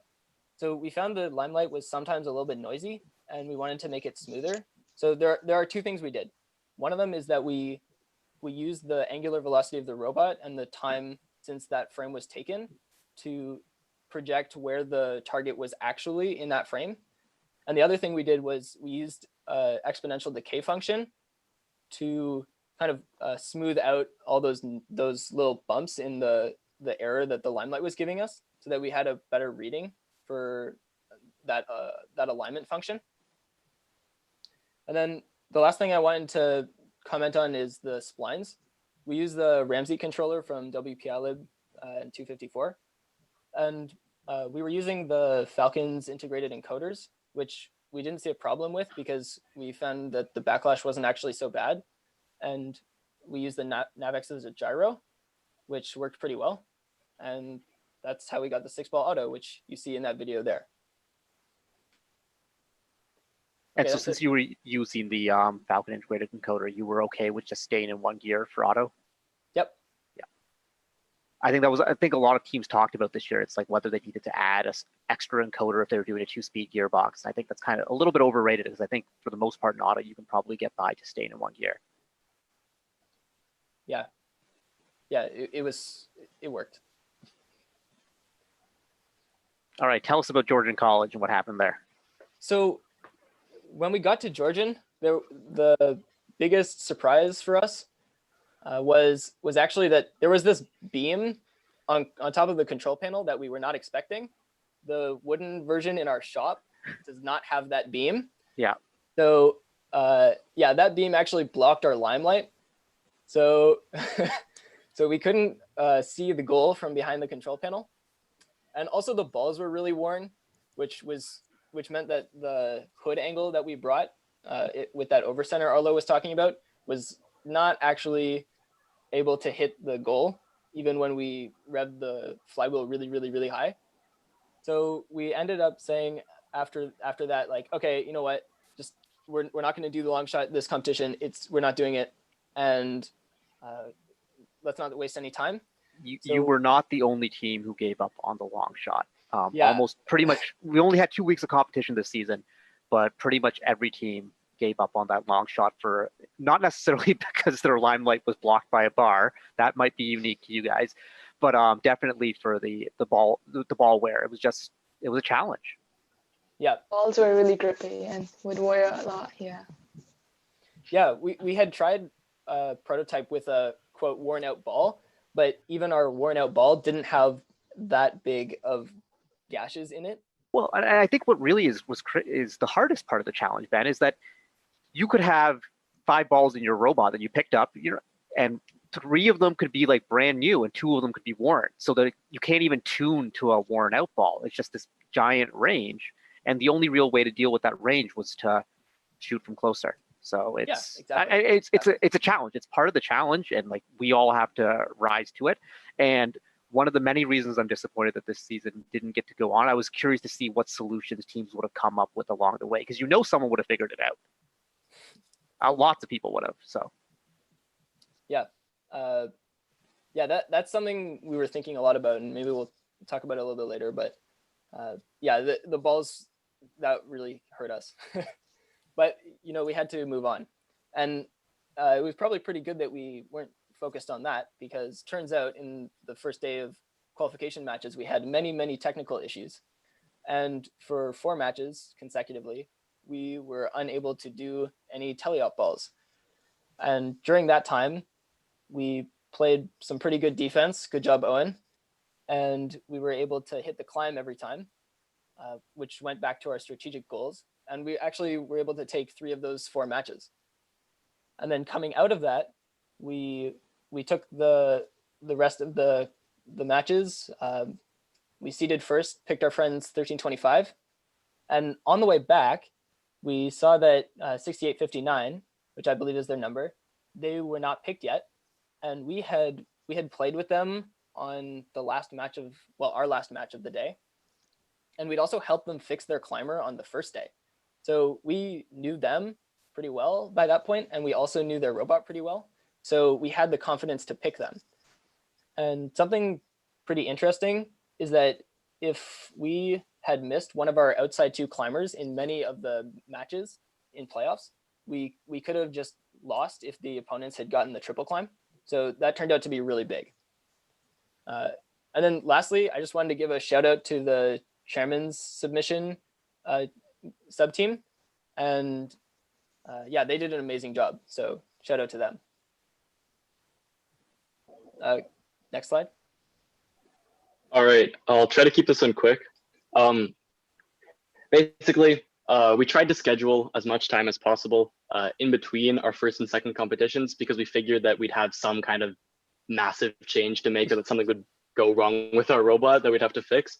Luckily, our robot worked pretty well, which is really nice. But we did still have some small things that we at least planned on doing before the season was canceled. Right now, you're seeing one change that we were actually able to implement, which was putting a flywheel on our shooter and changing the gear ratio to 1-to-1. This basically meant that the speed of the shooter would stay more consistent and we could do these back-to-back shots. We're also planning on adding more sensors along the feeder, more of those beam brake sensors that would allow us to package the balls more efficiently. And so we could actually do those back-to-back shots. Some other things, there was kind of this weird zone in the hopper where the belts didn't quite reach and balls were kind of getting stuck there. So in CAD, we actually changed it so the belts extended all the way back, limiting that. Also, the climber, it locked when it was fully retracted, but a lot of the time in kind of like sketchy or rushed climbing scenarios, we weren't able to fully retract in time. So we were planning on having like multiple heights that it could lock at so that, yeah, if it was a sketchy or rushed climb, we wouldn't have to retract all the way. And also one big, I think, major next step that a lot of people think of when they think of shooters is putting a turret. But we found that because we were shooting exclusively from the safe zone mostly and aligning with a limelight, that a turret was sort of unnecessary work and risk. We didn't really need it. Yeah, yeah. I think you hit a point where there's diminishing returns, especially if you got something working. You know, it goes back to the whole do 3 things at 10 out of 10 instead of, you know, multiple at like 7 out of 10. Exactly.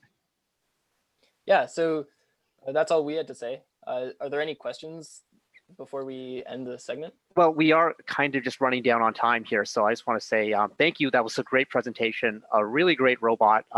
Really cool that you were able to talk about some like little features that people probably would never really, you're not going to notice them from the stands unless, or, you know, basically you would only notice if they talk to you in the pit. So it's really cool that our audience got to hear about the over center linkage and the neat rigging and all that sort of fun stuff. So thank you 865 for coming on. Congratulations on your 2 blue banners this season.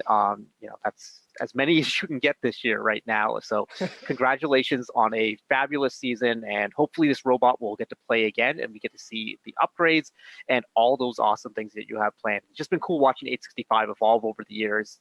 This is fabulous robot. So thank you so much. Thank you. All right. And now we're kind of here at the end. Huda, did you have a good time today? I did. I enjoyed a lot, like hearing a lot about the robot 865. You guys did a great job. I really like how your intake works and climber too. Good job on that too. And thank you to all the panelists who spent time with us and did story time, like 3 story times. Thank you so much for your time too. Yeah, this show was a lot of fun, and I really want to just kind of go back to something that Erica said, where she talked about imposter syndrome, and we talked about it a bit, but we'll talk about it more. Remember, everyone in the audience, you are capable. You're here because you're doing amazing and awesome things, and just because it doesn't feel like it sometimes, and maybe your successes, you might think, oh, it's just because I was lucky or I was in the right place.